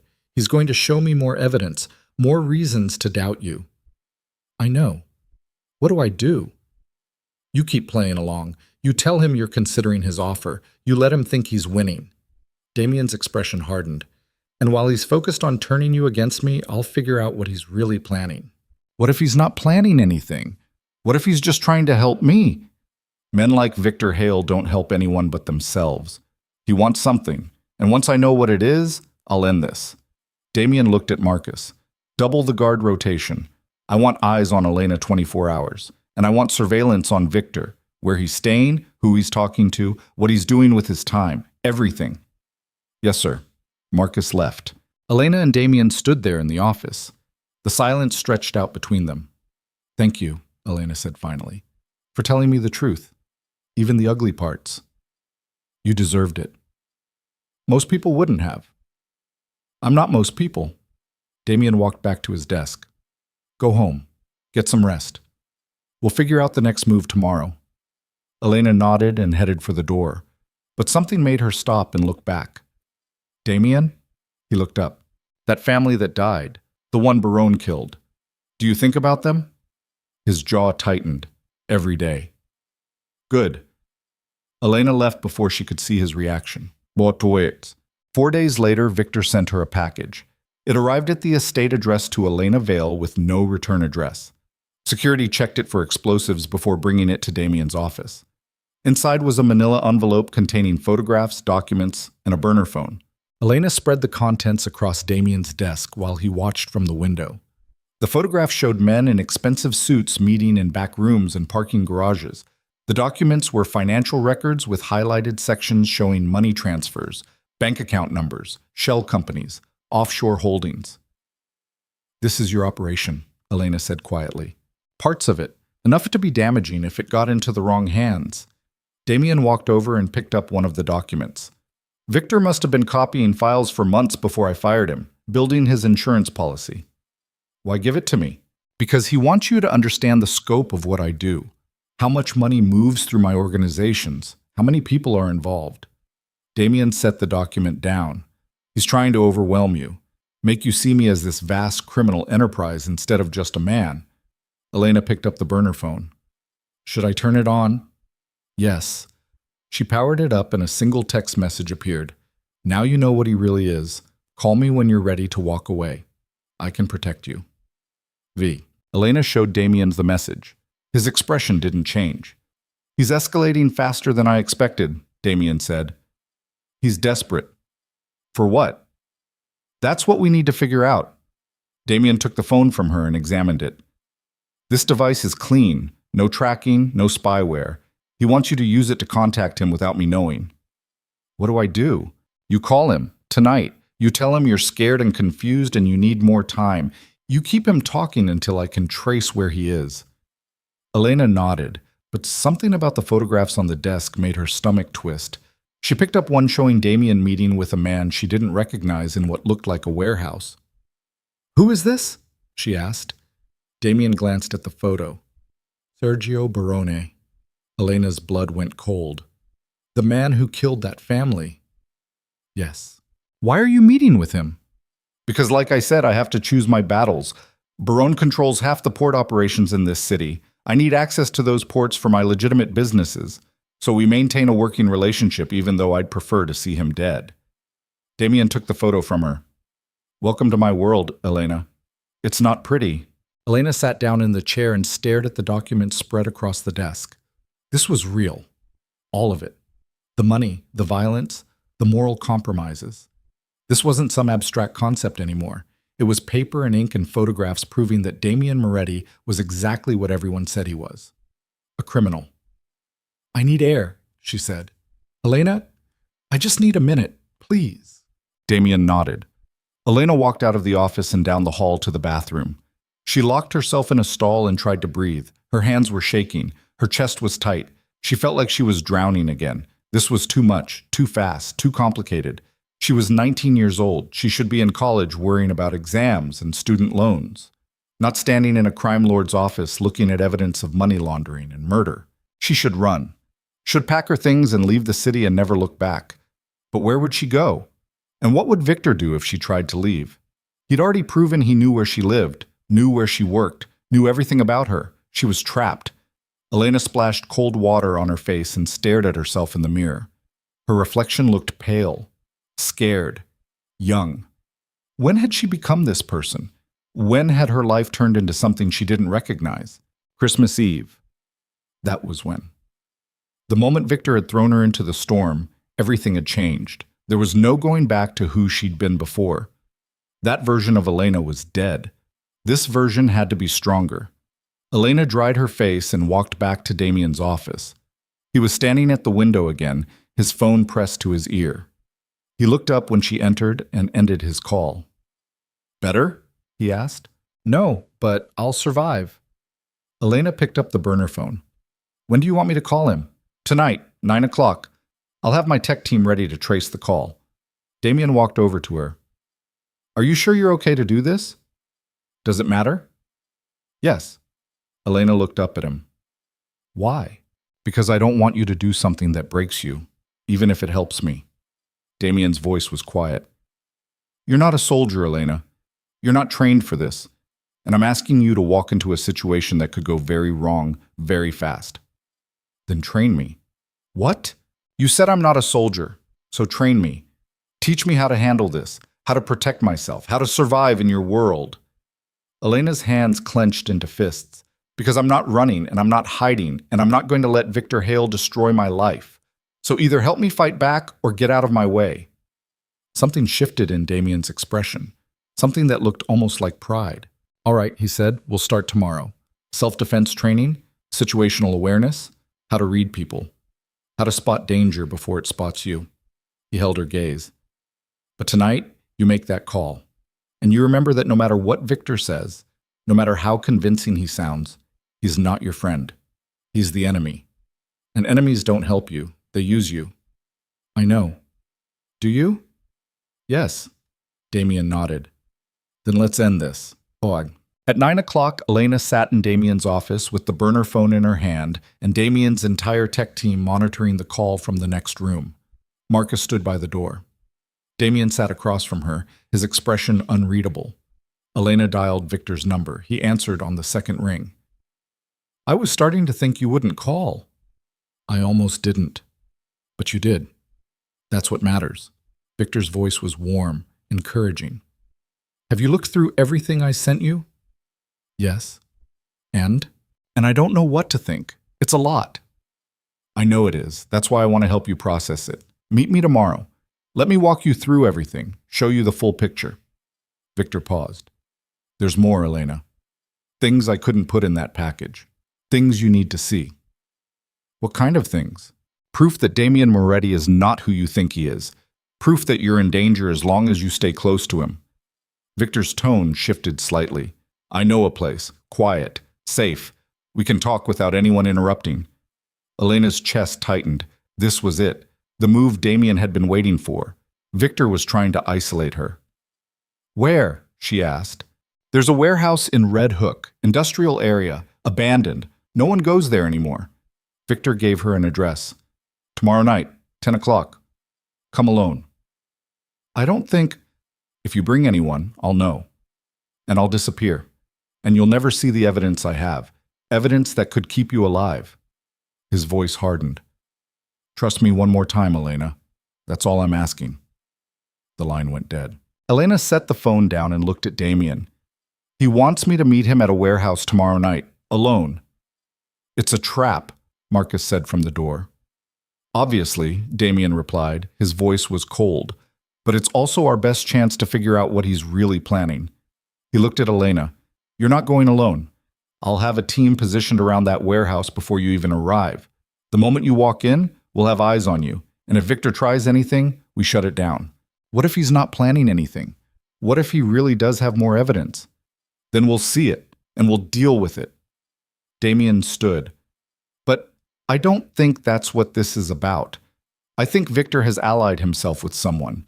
Someone who wants to use you to get to me. Who? I don't know yet, but I'm going to find out. Damien walked to the window and stared out at the dark grounds. Get some rest tonight. Tomorrow is going to be difficult. Elena stood to leave, but Damien's voice stopped her. Elena, she turned. If anything feels wrong tomorrow night, if Victor says or does anything that scares you, if you want to abort, you say the word and my team pulls you out immediately. No questions, no judgment. Understood? Understood. Elena left the office and walked back to her apartment with Marcus trailing behind her in his SUV. When she got inside, she locked the door and stood in the middle of her tiny living room, trying to slow her racing heart. Tomorrow night she was walking into a trap. She knew it. Damien knew it. Victor probably knew she knew, but they were all going anyway because this was the only way to end it. Elena walked to her bedroom and opened the drawer where she'd hidden the pepper spray Damien had given her. She held it in her palm and tried to imagine using it. Tried to imagine what she would do if Marcus and Damien's team couldn't reach her in time. She didn't sleep that night. The warehouse in Red Hook was exactly as bleak as Elena had imagined. Crumbling brick walls, broken windows, graffiti covering every surface. It sat at the edge of the water where the industrial district bled into abandoned lots and rusted shipping containers. Elena pulled up at 9:55 and turned off her engine. Marcus and Damien's team were already in position. She couldn't see them, but she knew they were there. Watching, waiting. She got out of the car and walked toward the warehouse entrance. The door was propped open with a cinder block. Inside was dark except for a single battery-powered lantern sitting in the center of the empty space. Victor stood beside the lantern. "You came," he said. He sounded relieved. "You said you had evidence." "I do." Victor gestured to a folder sitting on an overturned crate. "It's all there. Everything you need to know about who Damien Moretti really is." Elena walked closer and picked up the folder. Inside were more documents, more photographs. But these were different from the package. These showed Damien meeting with federal agents, handing over files, shaking hands with men in FBI windbreakers. Her blood turned to ice. "What is this?" she whispered. "Proof that Damien Moretti is working with the feds. He's been an informant for 3 years, selling out his competitors to the FBI in exchange for immunity." Victor's voice was hard now, triumphant. "He's a traitor, Elena, and everyone he's betrayed is coming for him, including the man standing behind you." Elena spun around. A man stepped out of the shadows at the back of the warehouse. Tall, expensive suit, cold eyes. She recognized him from the photographs in Victor's original package. Sergio Barone. "Hello, Miss Vale," Barone said. His voice was smooth, cultured. "I've been looking forward to meeting the girl who almost brought down my business partner." Elena's hand went to the pepper spray in her pocket, but Barone moved faster. He pulled a gun from inside his jacket and aimed it at her chest. "Don't," he said quietly. "I'd prefer not to shoot you, but I will if you make me." Elena's heart was trying to break through her ribs. She looked at Victor. "What is this?" "This is me taking back what Damien stole from me. My reputation, my career, my life." Victor walked closer. "Barone and I made a deal. I give him floor plans of the Moretti estate, security protocols, guard rotations, everything he needs to breach Damien's defenses. And in exchange, I get to watch Damien Moretti pay for what he did to me." "You're insane. I'm practical. Damien made an enemy he couldn't afford, and now that enemy is going to destroy everything he's built, starting with you." Victor pulled out his phone and typed something. "In about 30 seconds, Barone's men are going to storm that warehouse and kill everyone from Damien's security team who's currently watching this building. Then we're going to take you to the estate and use you to draw Damien into the open. And when he comes for you, because he will come for you, Barone's going to put a bullet in his head." Elena's mind was screaming. She needed to warn Marcus, needed to warn Damien, but she couldn't move, couldn't think, couldn't do anything except stare at the gun in Barone's hand. Gunfire erupted outside the warehouse, not the clean crack of controlled shots, the chaotic roar of automatic weapons tearing through metal and concrete. Elena heard shouting, screaming, the sound of bodies hitting the ground. "No," she whispered. Barone smiled. "Yes." The warehouse door burst open and 3 men in tactical gear stormed inside. They weren't Damien's people. Elena could tell by the way they moved, by the way they looked at her like she was cargo instead of a person. One of them grabbed her arm. Elena tried to pull away, but he twisted her wrist until pain shot up to her shoulder. The pepper spray fell from her pocket and clattered across the concrete floor. "Get her in the van," Barone said. "We move on the estate in 20 minutes." They dragged Elena toward the door. She fought every step, kicked and screamed, and tried to break free. But there were too many of them, and they were too strong, and she was just one girl who'd been stupid enough to think she could survive in this world. The last thing she saw before they threw her in the van was Victor standing in the warehouse doorway watching her with something that might have been regret. Then the doors slammed shut, and everything went dark. The van smelled like oil and rust, and something darker Elena didn't want to identify. She was thrown against the metal wall as they took a corner too fast. Her shoulder screamed in protest. Zip ties cut into her wrists behind her back. Someone had put a hood over her head that smelled like sweat and fear from whoever had worn it before her. She counted the turns. Left, right, straight for what felt like miles, right again. Her mind was racing, trying to build a map, trying to figure out where they were taking her, but the panic kept drowning out the logic. The gunfire outside the warehouse kept replaying in her head. Marcus's team, Damien's people, dead or dying because she'd walked into a trap she should have seen coming. The van stopped. Doors opened. Hands grabbed her arms and hauled her out onto pavement. The night air was cold against her skin. She heard voices speaking quickly in Italian. Barone's men. They dragged her forward and she stumbled, her legs not cooperating. Someone laughed. They shoved her through a doorway and down a flight of stairs. Her feet caught on the steps and she went down hard. Pain exploded in her knees. No one helped her up. They just grabbed her arms and kept dragging until they reached the bottom. The hood came off. Elena blinked against the sudden light. She was in a basement, concrete walls, single bulb hanging from the ceiling, the kind of room where bad things happened and no one heard you scream. Barone stood in front of her with his arms crossed. Victor was beside him looking pale and sick. "Comfortable?" Barone asked. Elena spit blood at his feet. "Go to hell." Barone smiled. "Brave, I like that." He nodded at one of his men. "Put her in the chair." They forced her into a metal folding chair and tied her ankles to the legs. The zip ties on her wrists were replaced with rope that cut deeper. Elena tested the bonds and felt them dig into her skin. No give, no way out. Barone pulled up another chair and sat down directly in front of her, close enough that she could see the gray in his hair, the lines around his eyes. He was older than she'd expected, late 50s maybe, the kind of man who'd done terrible things for so long they didn't register anymore. "Let's talk about Damien Moretti," Barone said. "I don't know anything. You work in his office, you process his files, you answer his phones." Barone tilted his head. "You know plenty. I file paperwork, that's all. Paperwork is everything in our world, Miss Vale. Money trails, communication records, meeting schedules." Barone leaned forward. "For instance, I'd very much like to know where Damien keeps his offshore account information. The real accounts, not the ones he shows his investors." Elena stared at him. "I don't know what you're talking about." "No?" Barone pulled out his phone and showed her a photograph. It was from inside Damien's office, the filing cabinets along the back wall. "These cabinets? What's in them?" "Files." "What kind of files?" "Contracts, invoices, legal documents." "And the locked drawer at the bottom of the cabinet on the right. What's in there?" Elena's stomach dropped. She'd seen that drawer, had noticed the different lock, the way Damien always made sure it was secured before he left the office at night, but she'd never opened it, never looked inside. "I don't know," she said. Barone's expression didn't change, but something cold flickered behind his eyes. He nodded at one of his men. The man stepped forward and hit Elena across the face with the back of his hand.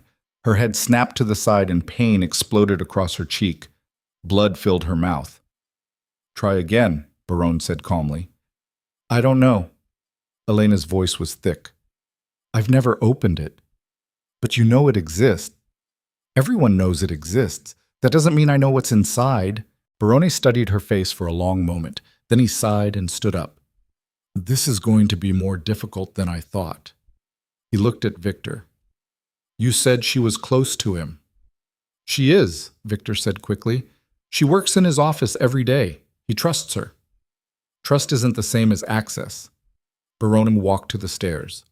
We'll try a different approach. Bring her upstairs in 10 minutes. Make sure she understands what's at stake. He left. Victor and the two guards remained. Elena looked at Victor. You're really doing this? I don't have a choice. You always have a choice. Not anymore. Victor crouched down in front of her chair. I tried to help you. I tried to warn you. You didn't listen. You're helping a man who murders families, who burns children alive. That's who you're working with now. Victor flinched. Barone is exactly what Damien said he was. A monster. Elena leaned forward as far as the ropes would let her. And you're helping him kill more people because you got fired for being a sadistic piece of garbage. Victor's hand shot out and grabbed her throat. Not hard enough to choke her, just hard enough to make breathing difficult. His face was inches from hers. I was loyal, he hissed. I gave Damien Moretti 8 years of my life. I protected his home. I managed his staff. I kept his secrets. And he threw me away like trash because you broke a vase. I almost died. And I lost everything. Victor's grip tightened. So yes, Elena, I'm helping Sergio Barone destroy Damien Moretti. Because Damien deserves to lose everything the same way I did. And you're going to help us do it whether you want to or not. He let go. Elena gasped and coughed, her throat burning. Take her upstairs, Victor said to the guards. Barone wants her ready. They cut the ropes on her ankles and hauled her to her feet. Her legs were numb from being tied. She stumbled, and one of the guards caught her by the arm. They dragged her up the stairs and through a hallway that smelled like mold and decay. The house above the basement was abandoned. Peeling wallpaper, broken furniture, windows covered with plywood. A squatter's house. The kind of place no one would look for someone. The kind of place where screams wouldn't matter. They brought her to what used to be a living room. Barone was standing by the window talking quietly on his phone. He hung up when he saw her. Good, you're here. He gestured to the guards. Put her on the couch. Make sure she can see the laptop. They shoved Elena down onto a stained couch. One of them set up a laptop on a crate in front of her and turned the screen to face her. The screen showed multiple camera feeds, security cameras. She recognized the angles immediately. The Moretti estate. Do you see this? Barone asked. These are live feeds from inside Damien's mansion. Cameras your friend Victor installed during his 8 years of loyal service. Cameras Damien doesn't know about. He tapped the screen. This is the garage. This is the kitchen. This is the main foyer. And this one here is Damien's private wing, his bedroom. Elena's chest tightened. What are you doing? I'm showing you what happens next. Barone pulled up another window on the laptop. This one showed a map of the estate with red dots scattered across it. Each of these dots represents one of my men. They've been in position for the past hour, waiting for my signal. He looked at Elena. In 30 minutes, they're going to breach the estate. They're going to kill every guard, every staff member who resists. And they're going to drag Damien Moretti out of his bedroom and put him on his knees in front of me. Ma said, he'll kill you first. Will he? Barone smiled. Damien's best men are dead in Red Hook. His security protocols are compromised. His surveillance systems have been hacked. And he has no idea any of this is happening because he's too busy tearing apart the city looking for you. Elena's blood ran cold. What? Did you think we didn't plan for this? The moment you were taken, Damien mobilized everything he has, every soldier, every informant, every resource. Barone's smile widened. He's out there right now hunting for you while my men surround his home. By the time he realizes what's happening, it'll be too late. You're using me as bait. I'm using you as motivation. There's a difference. Barone crouched down so they were eye level. Here's what's going to happen. In 25 minutes, my men breach the estate. They take control. They secure the property. And then I'm going to call Damien and tell him that if he wants to see you alive, he needs to come home, alone, unarmed, and surrender himself. He won't do it. He will. Because despite everything he is, despite the empire he's built on blood and fear, Damien Moretti is still human, and humans have weaknesses. Barone stood. You're his weakness, Miss Vale, and I'm going to use you to destroy him. Elena pulled against the ropes. They held. You're insane. I'm efficient. There's a difference. Barone walked back to the window. Victor tells me you're smart, that you're capable, that Damien promoted you because he saw potential. So I'm going to give you a choice. When Damien arrives and I have him on his knees, you can watch me kill him. Or you can help me convince him to cooperate, to sign over his assets, to transfer control of his organization, to go quietly. Why would I do that? Because if you cooperate, I'll let you live. I'll give you money, set you up somewhere far from New York. You can start over, build a new life. Barone turned from the window. Or you can refuse and watch me torture him to death before I kill you too. Your choice. Elena stared at him, at the cold certainty in his eyes, at the way he talked about murder like it was a business transaction. I won't help you, she said. We'll see. Barone checked his watch. 20 minutes until the breach. Get comfortable, Miss Vale. It's going to be a long night. Set. Damien stood in the middle of the Red Hook warehouse surrounded by bodies and tried to control the rage threatening to rip him apart from the inside. Marcus was dead. 3 other men from his security team were dead. 2 more were critical and might not make it to the hospital. They'd been ambushed, outgunned, outmaneuvered by someone who knew exactly where they'd be and exactly how they'd respond. Victor Hale. It had to be.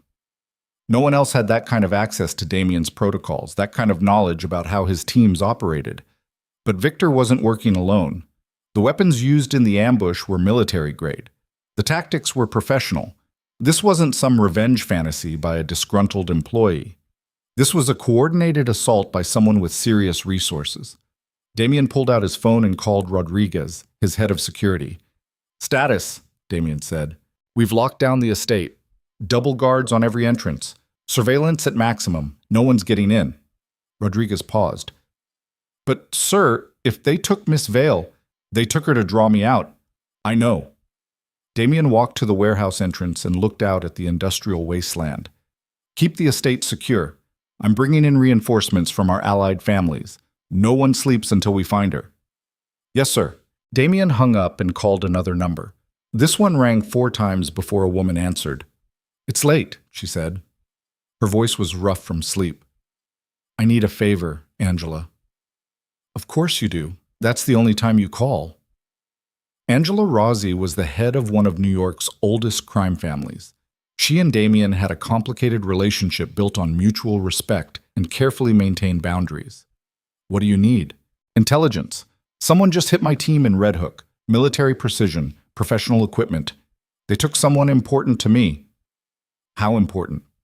Important enough that I'm calling you at midnight asking for help. Angela was quiet for a moment. I'll make some calls, see what I can find out. But Damien, if this is what I think it is, if this is Barone making a move, you need to be very careful. Why Barone? Because he's been making noise for the past month, talking about how you're getting soft, how you've been cooperating with the feds, how the old families need to remind you who really runs this city. Angela's voice hardened.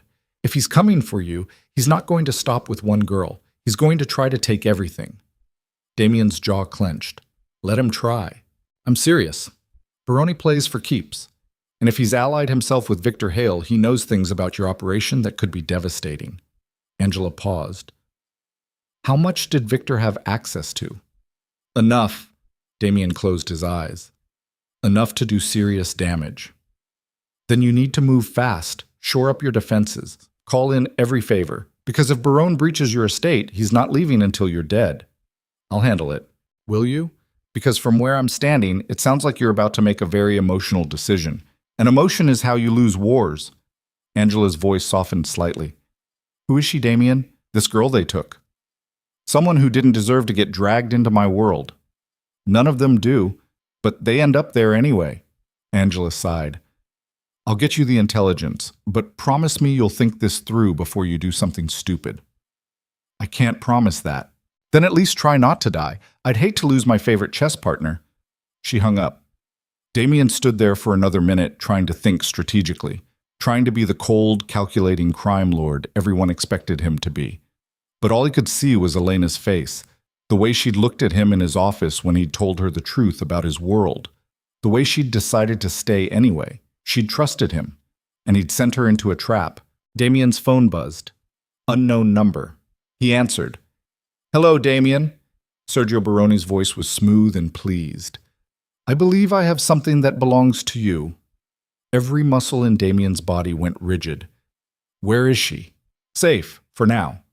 Whether she stays that way depends entirely on you. If you've hurt her, you'll what? Storm my position with an army you don't have? You're down to half your security force. Your protocols are compromised. Your estate is vulnerable. You have nothing to bargain with, Damien. So let's skip the threats and move to business. Damien forced himself to breathe. To think. What do you want? Everything. Your accounts, your assets, your organization. All of it transferred to me with Elena Vale as collateral. You sign the papers, I let her go. You refuse, I kill her slowly while you listen over the phone. You're insane. I'm practical. You built an empire. I'm taking it. That's how this world works. Barone paused. You have 30 minutes to get to your estate. Come alone, unarmed. Walk through the front door with your hands up. My men will be waiting. If you're late, or if you bring reinforcements, Elena dies. Understand? You're already at the estate. My men are. I'm somewhere else with your pretty assistant. But don't worry, Damien. If you cooperate, you'll see her one last time before I put a bullet in your head. Barone's voice hardened. 30 minutes. Don't be late. The line went dead. Damien stared at his phone. Then he called Rodriguez back. Sir, the estate is compromised. Barone's men are already inside. How many guards do we have on site? 12, plus household staff. Evacuate the staff. Everyone who isn't armed gets out now. The guards hold position but do not engage unless fired upon. I need time to get there. Sir, if Barone's men are already in position, then we change the game. Damien was already moving toward his car. I'm calling in the entire organization, every soldier from every operation. I want them converging on the estate within the hour. And I want Angela Rossi's people as backup. Tell her I'm cashing in every favor she owes me. What are you planning? War. Damien got in his car and started the engine. If Barone wants my empire, he's going to have to burn it down first, and I'm going to make him pay for every inch of ground. He hung up and drove toward the estate with his foot pressed to the floor. The city blurred past. Traffic lights, empty streets, the Manhattan skyline glittering in the distance like a promise he'd never get to keep. Elena was in danger because of him, because he'd underestimated Victor's hatred, because he'd miscalculated Barone's ambition, because he'd allowed himself to care about someone in a world where caring was the fastest way to lose everything. Damien's phone buzzed again. This time it was a video message. He pulled over and opened it. The video showed Elena tied to a chair in some kind of basement. Her face was bruised, blood on her lip, but her eyes were defiant, angry, alive. Victor stepped into frame. Hello, Damien. Just wanted you to see what happens to people who trust you. Elena's been very brave, very loyal, but loyalty doesn't mean much when you're on your knees waiting to die, does it? The video cut off. Damien sat in his car and felt something break inside him, something that had been holding him together for years. The careful control, the strategic thinking, the ability to separate emotion from business. It was gone. All that was left was rage. He called Rodriguez one more time. Change of plans, Damien said. His voice was cold, flat. When my men arrive at the estate, they don't wait for orders. They breach immediately, room by room, floor by floor. Anyone who resists gets put down. No prisoners, no mercy. Barone wants a war. We're giving him one. Sir, Elena's boom is somewhere else. Barone wouldn't risk keeping her at the estate. He's too smart for that. Damien pulled back into traffic. We take the estate. We secure it. And then we make Barone tell us where she is. Whatever it takes. Understood. Damien hung up and drove faster. The speedometer climbed past 90, past 100. He didn't care about traffic laws or consequences or anything except getting to Elena before Barone decided she wasn't useful anymore. 30 minutes. That's what Barone had given him. It would take at least 20 to reach the estate from Red Hook. He had 10 minutes to figure out how to save Elena and destroy the man who'd taken her. It wasn't enough time, but it was all he had. Back in the abandoned house, Elena watched the laptop screen and felt hope dying in her chest. The red dots on the map were moving. Barone's men were entering the Moretti estate. She could see them on the security feeds. Armed soldiers in tactical gear moving through hallways she'd walked 1,000 times. The foyer where she'd hung garland. The library where she'd dusted shelves. Damien's office where she'd learned to file documents and answer phones. They were destroying everything. Beautiful, isn't it? Barone stood beside the couch with his arms crossed, like watching dominoes fall. Elena didn't answer, couldn't answer. The zip ties on her wrists were cutting off circulation to her hands. Her face throbbed where the guard had hit her. Her throat still hurt from where Victor had grabbed her. But none of that mattered compared to what was happening on the screen. Damien's home was being invaded. His people were being killed, and it was her fault. She'd walked into Victor's trap. She'd trusted that Damien could protect her. She'd been wrong. 5 minutes until your boyfriend arrives, Barone said. He checked his watch. Assuming he's stupid enough to come alone like I told him to. He's not stupid. No, but he's compromised. And compromised men make mistakes. Barone crouched down in front of her. Tell me something, Elena. What is it about you that made Damien Moretti lose his legendary control? You're pretty enough, but he's had beautiful women before. You're smart, but he employs geniuses. So what makes you special? I'm not special. You must be. Otherwise, he wouldn't be racing toward his death right now. Barone tilted his head. Or maybe that's the point. Maybe you're not special at all. Maybe you're just the first person in years who looked at Damien Moretti and saw a man instead of a monster. And maybe that was enough to make him forget what he really is. Elena met his eyes. What is he really? A killer. Just like me. Just like everyone who survives in this world. Barone stood. The difference is that I've never pretended to be anything else. Damien built his empire on fear and loyalty and the illusion that he's somehow better than the rest of us. But he's not. He's just better at lying. You're wrong. Am I? Barone gestured to the laptop. Look at the screen, Elena. That's his home being torn apart. Those are his people dying. And where is he? Not defending them, not saving them. He's racing to save you, one girl, because in the end, Damien Moretti is as weak as any other man who's ever fallen in love. The words hit Elena like a fist. We're not. Please, I've been watching him for weeks. The way he looks at you, the way he changed his entire routine to keep you close, the way he reacts when your name is mentioned. Barone's smile was cold. Damien Moretti is in love with you, which means he's vulnerable. And vulnerability is how you die in our world. Elena's throat was tight. She wanted to argue, wanted to tell Barone he was wrong, but she couldn't because somewhere deep down she'd known it for weeks.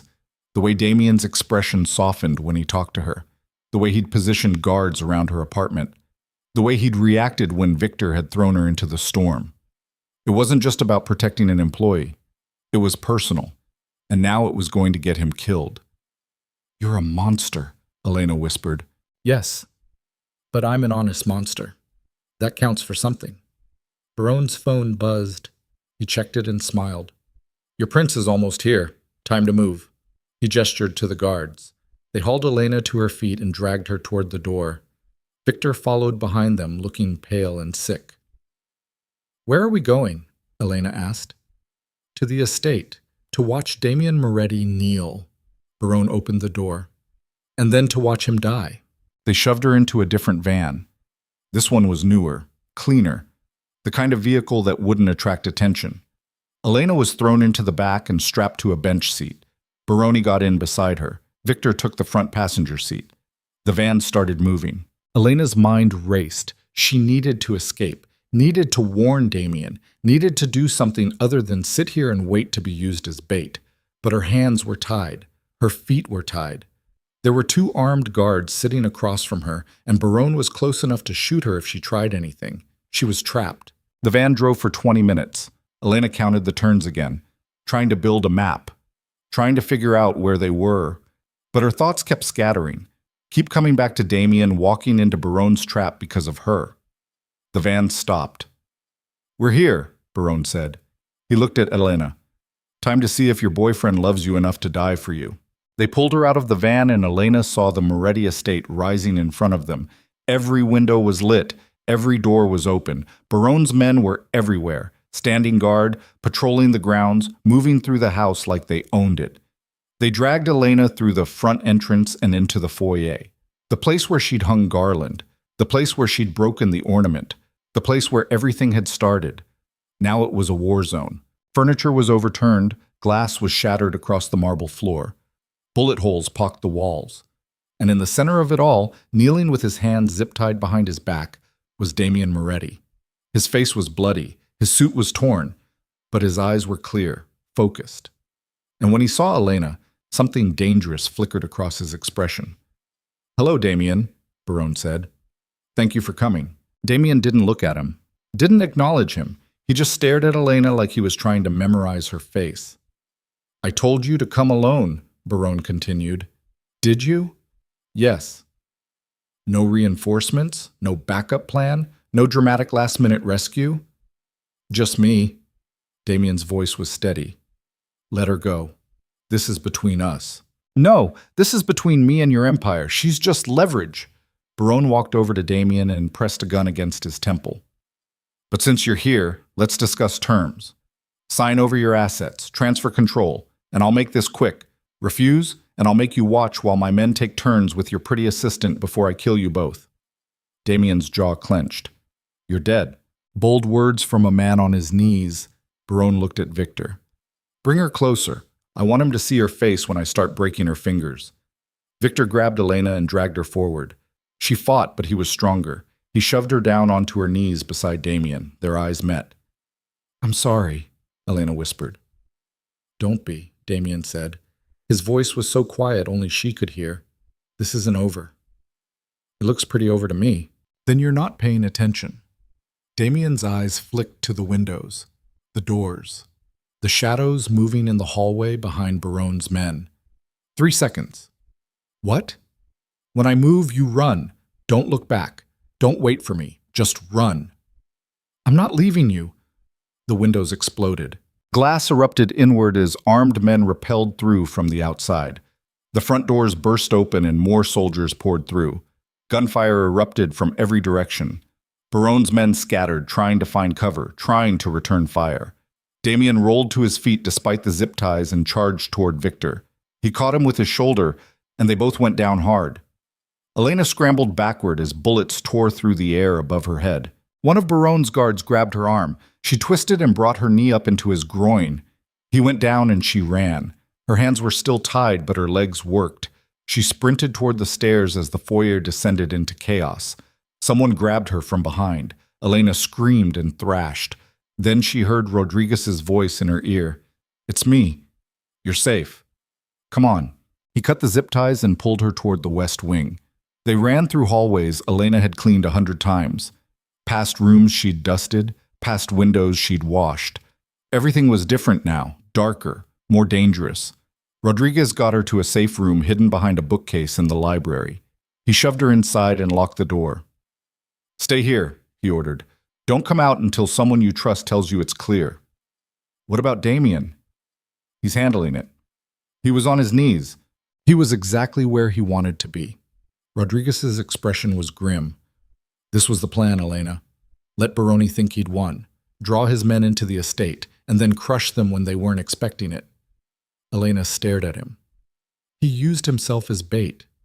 He used both of you as bait, and it worked." Rodriguez checked his weapon.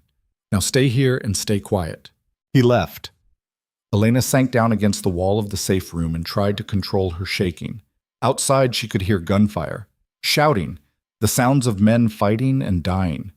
Damien had planned this, had walked into Barone's trap knowing it was a trap, had let himself be captured so Barone would bring all his forces to one location where they could be eliminated. It was brilliant. It was insane. It was the most reckless thing she'd ever heard. The gunfire started to fade. Elena pressed her ear against the door and listened. Footsteps in the hallway, voices giving orders, the sound of bodies being dragged across marble floors. Then silence. Elena waited. Minutes felt like hours. Her heart was trying to break through her ribs. She wanted to open the door, wanted to see what had happened. But Rodriguez's order echoed in her head. Don't come out until someone you trust tells you it's clear. A knock on the door. 3 times. Pause. 2 times. Elena recognized the pattern. Damien had taught it to her weeks ago. The signal that meant friendly, safe, open. She unlocked the door. Damien stood in the hallway, covered in blood that probably wasn't his. His face was hard. His eyes were cold. He looked like the man from the stories again. The crime lord, the killer, the monster. Then he saw Elena and his expression cracked. Are you hurt? He asked. No. Are you? Not in any way that matters. Damien stepped into the safe room and pulled her against his chest. His arms wrapped around her so tight she could barely breathe. I'm sorry. I'm so sorry. I should never have let you go to that warehouse. I should have. It's not your fault. Yes, it is. Everything that happened tonight is my fault. Damien pulled back and looked at her face, at the bruise blooming across her cheek, at the split lip. His jaw clenched. Did Barone do this? One of his men. Is he still alive? I don't know. Then I'll make sure he's not. Damien's voice was cold, final. Come on. It's over. You're safe now. They walked out of the library and back toward the foyer. Elena saw bodies, Barone's men, some dead, some wounded, some with their hands zip-tied behind their backs, kneeling against the wall. Rodriguez was overseeing the cleanup. He looked up when they approached. Status? Damien asked. 15 hostiles down, 8 in custody, 3 escaped, including Barone. Rodriguez's expression was grim. Victor Hale is dead. He tried to run when the shooting started, caught a stray bullet in the back. Elena felt nothing. No relief. No satisfaction. Just emptiness. And Barone? Damien asked. Gone. He slipped out during the chaos. We're tracking him, but he had extraction planned. Rodriguez paused. Sir, this isn't over. He'll regroup. Come at us again. Let him try. Damien's voice was hard. Call Angela Rossi. Tell her I'm calling in that favor. I want every family in this city looking for Sergio Barone. I want a bounty on his head high enough that his own men will turn on him, and I want it done tonight. Yes, sir. Rodriguez left. Damien turned back to Elena. I need to finish this, he said quietly. Can you wait for me? In the guest wing? Dr. Chen is already there. He'll check you over, make sure you're okay. What are you going to do? What I should have done years ago. Damien's eyes were cold. I'm going to make sure Sergio Barone understands that coming after my people was the last mistake he'll ever make. He walked away before Elena could respond. She watched him cross the foyer, barking orders at his men, organizing, planning, moving with the precision of someone who'd done this 1,000 times before. This was Damien Moretti, not the man who'd sat in a room apologizing for things that weren't his fault, not the man who'd given her a promotion and taught her to be brave. This was the crime lord, the emperor of a brutal organization, the man who'd built an empire on blood. And Elena realized with startling clarity that she was in love with him. Both versions. The man and the monster. The gentle voice and the cold eyes. All of it. Which meant she was in deeper than she'd ever imagined. And there was no way out except forward.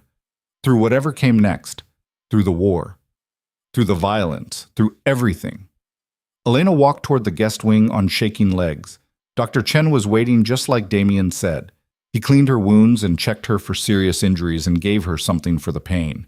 Then he left her alone in the same room where she'd woken up weeks ago after nearly freezing to death. She lay on the bed and stared at the ceiling and tried not to think about how many people had died tonight.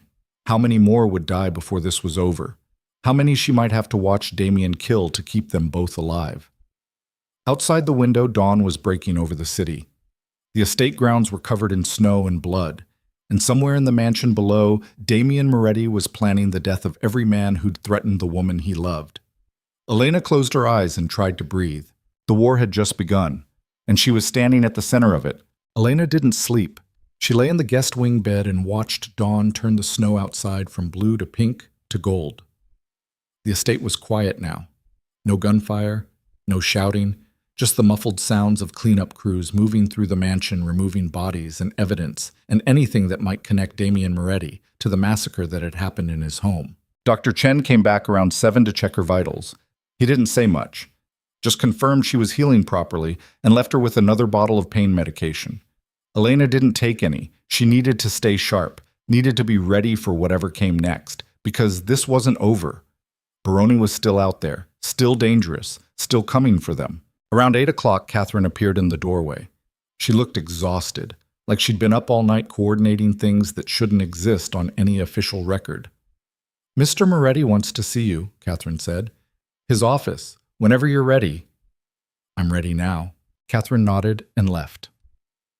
Elena got up and looked at herself in the bathroom mirror. The bruise on her face had darkened overnight, purple spreading into yellow and green around the edges. Her split lip was swollen. She looked like someone who'd been through a war. She supposed she had.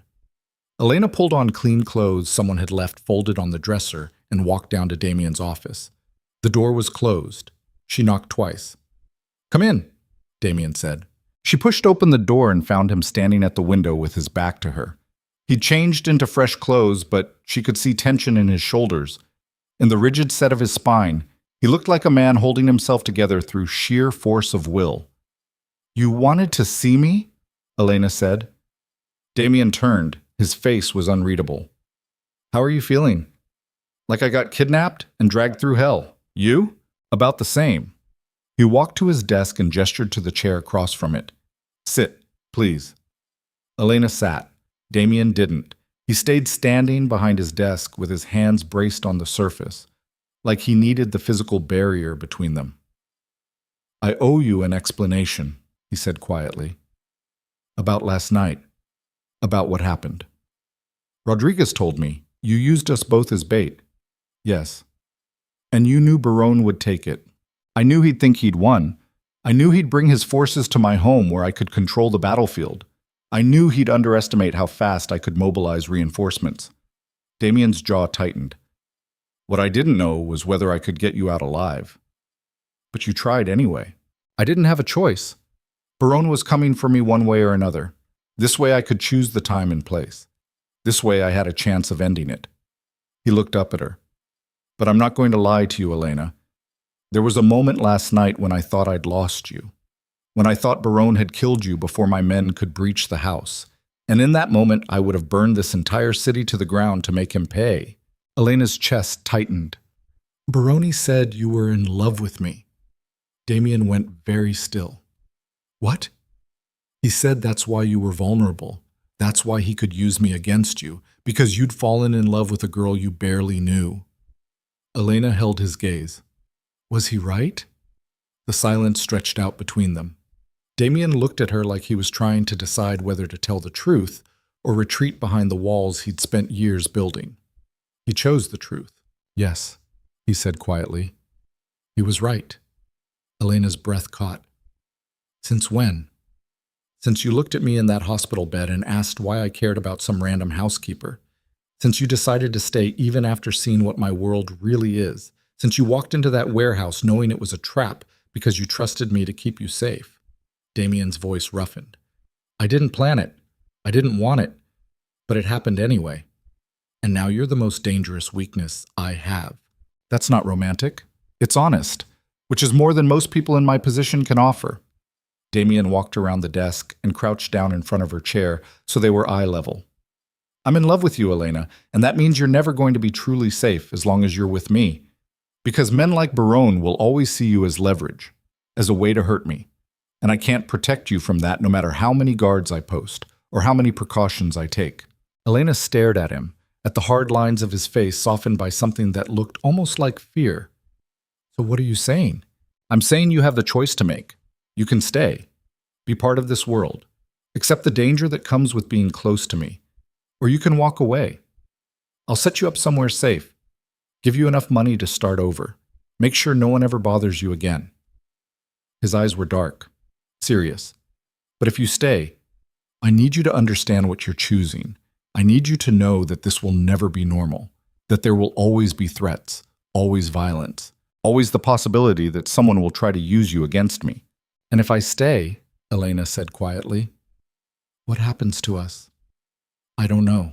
I've never done this before. Never let anyone close enough to matter. Damien reached up and touched her bruised cheek gently. But I want to try. If you'll let me. Elena closed her eyes and felt the weight of the decision pressing down on her. She could leave.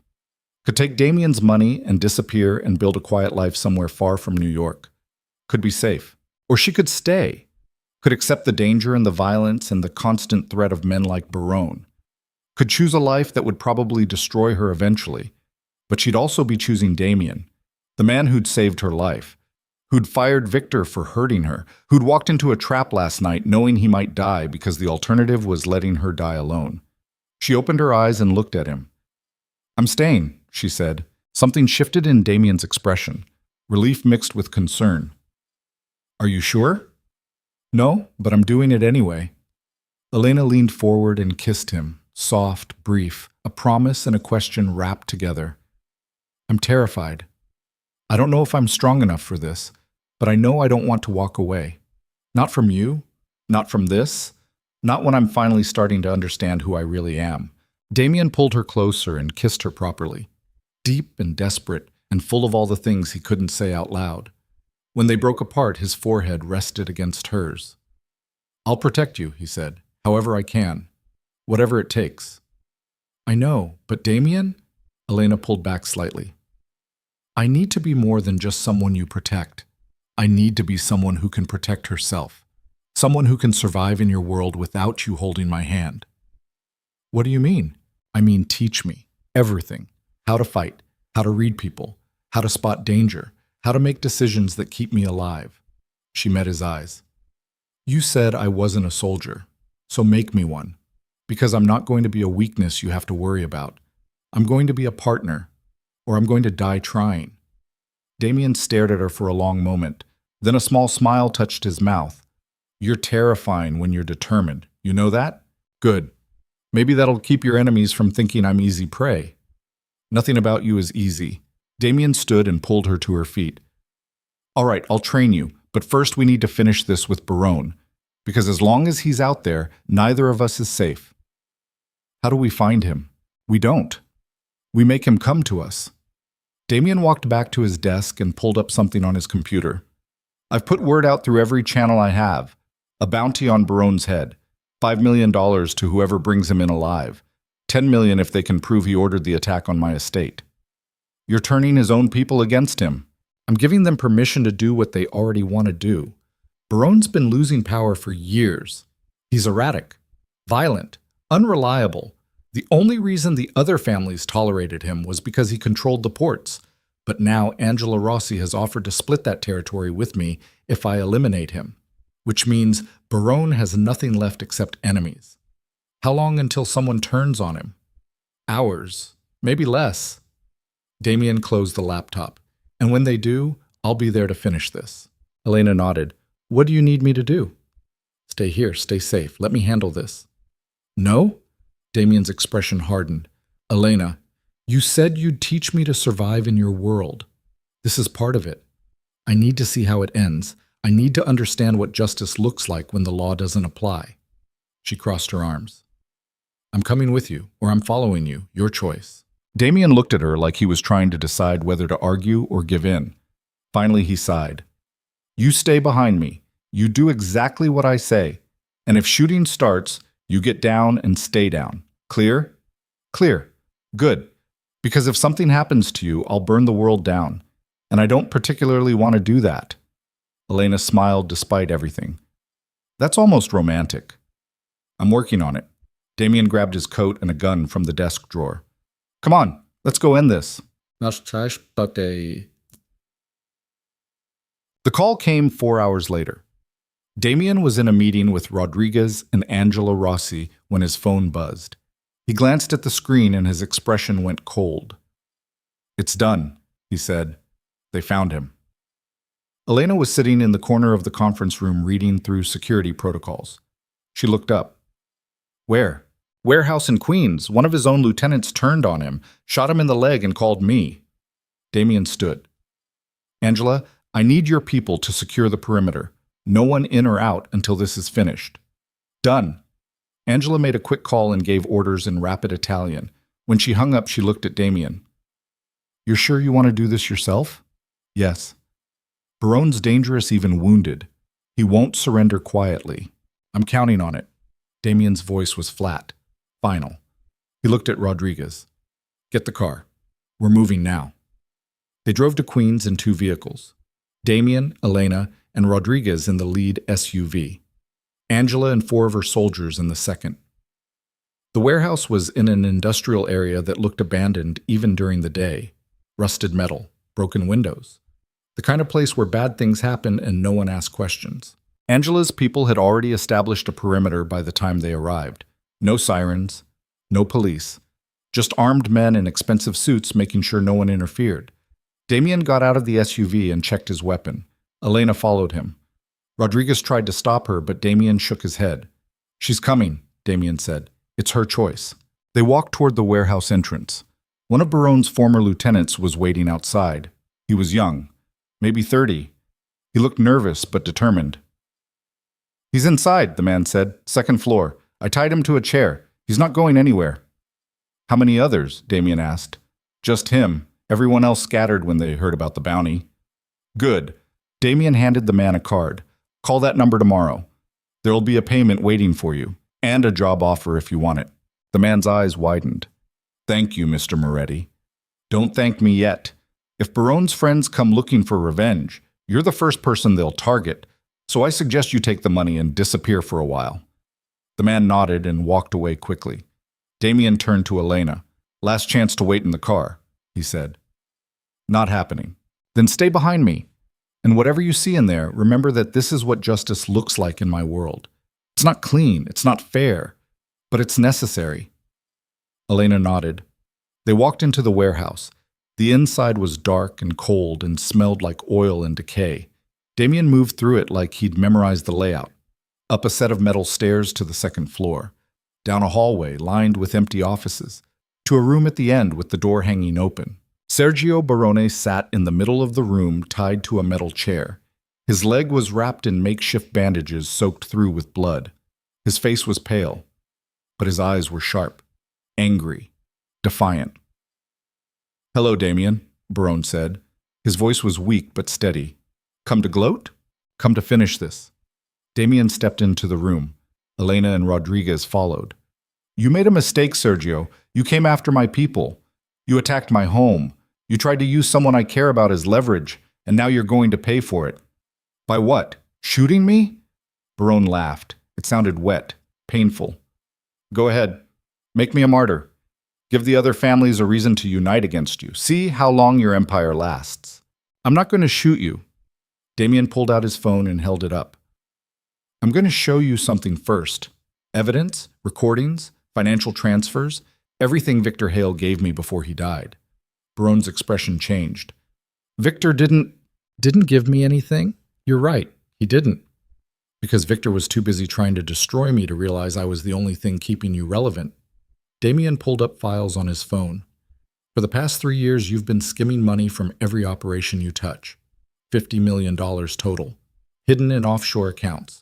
Accounts that I now control because Victor was kind enough to document everything before you killed him. Elena watched Barone's face go from pale to gray. You're lying. Am I? Angela, tell him. Angela stepped forward. The council met this morning. We reviewed the evidence Damien provided. Bank statements, wire transfers, shell companies in your name. You've been stealing from every family in this city, including your own, which means you violated the oldest rule we have. You betrayed the trust that keeps us from tearing each other apart. Barone stared at her. The council voted unanimously. You're stripped of all protection, all assets, all authority. As of this morning, you don't exist. You're nothing, less than nothing. Angela's voice was cold. And Damien has permission to do whatever he wants with you. Silence filled the room. Barone looked at Damien with something close to fear in his eyes. What are you going to do? Barone asked. I'm going to give you to the feds. Damien put his phone away. Rodriguez, make the call. Rodriguez pulled out a phone and dialed. 30 seconds later, he nodded. They're on their way. ETA 10 minutes. What? Barone's voice rose. You can't. Federal prison. They'll put me away for life. Oscar. Yes, they will. For murder, conspiracy, racketeering, money laundering, attempted murder. The list goes on. Damien crouched down in front of Barone's chair. You tried to make me choose between my empire and Elena. You thought I'd sacrifice everything to save her, but you were wrong. I didn't have to choose, because I'm smarter than you, stronger than you, and I have something you never did. What? Loyalty. Real loyalty. Not fear, not greed, actual trust from people who believe I'll protect them when it matters. Damien stood. You could have had that. You could have built something that lasted, but instead you built an empire on fear and betrayal and stolen money, and now it's all gone. Everything you worked for, everything you killed for, gone. Barone's face twisted. You're making a mistake. The feds will come for you next. They'll use me to get to you. They'll try. But unlike you, I've been preparing for that possibility for years.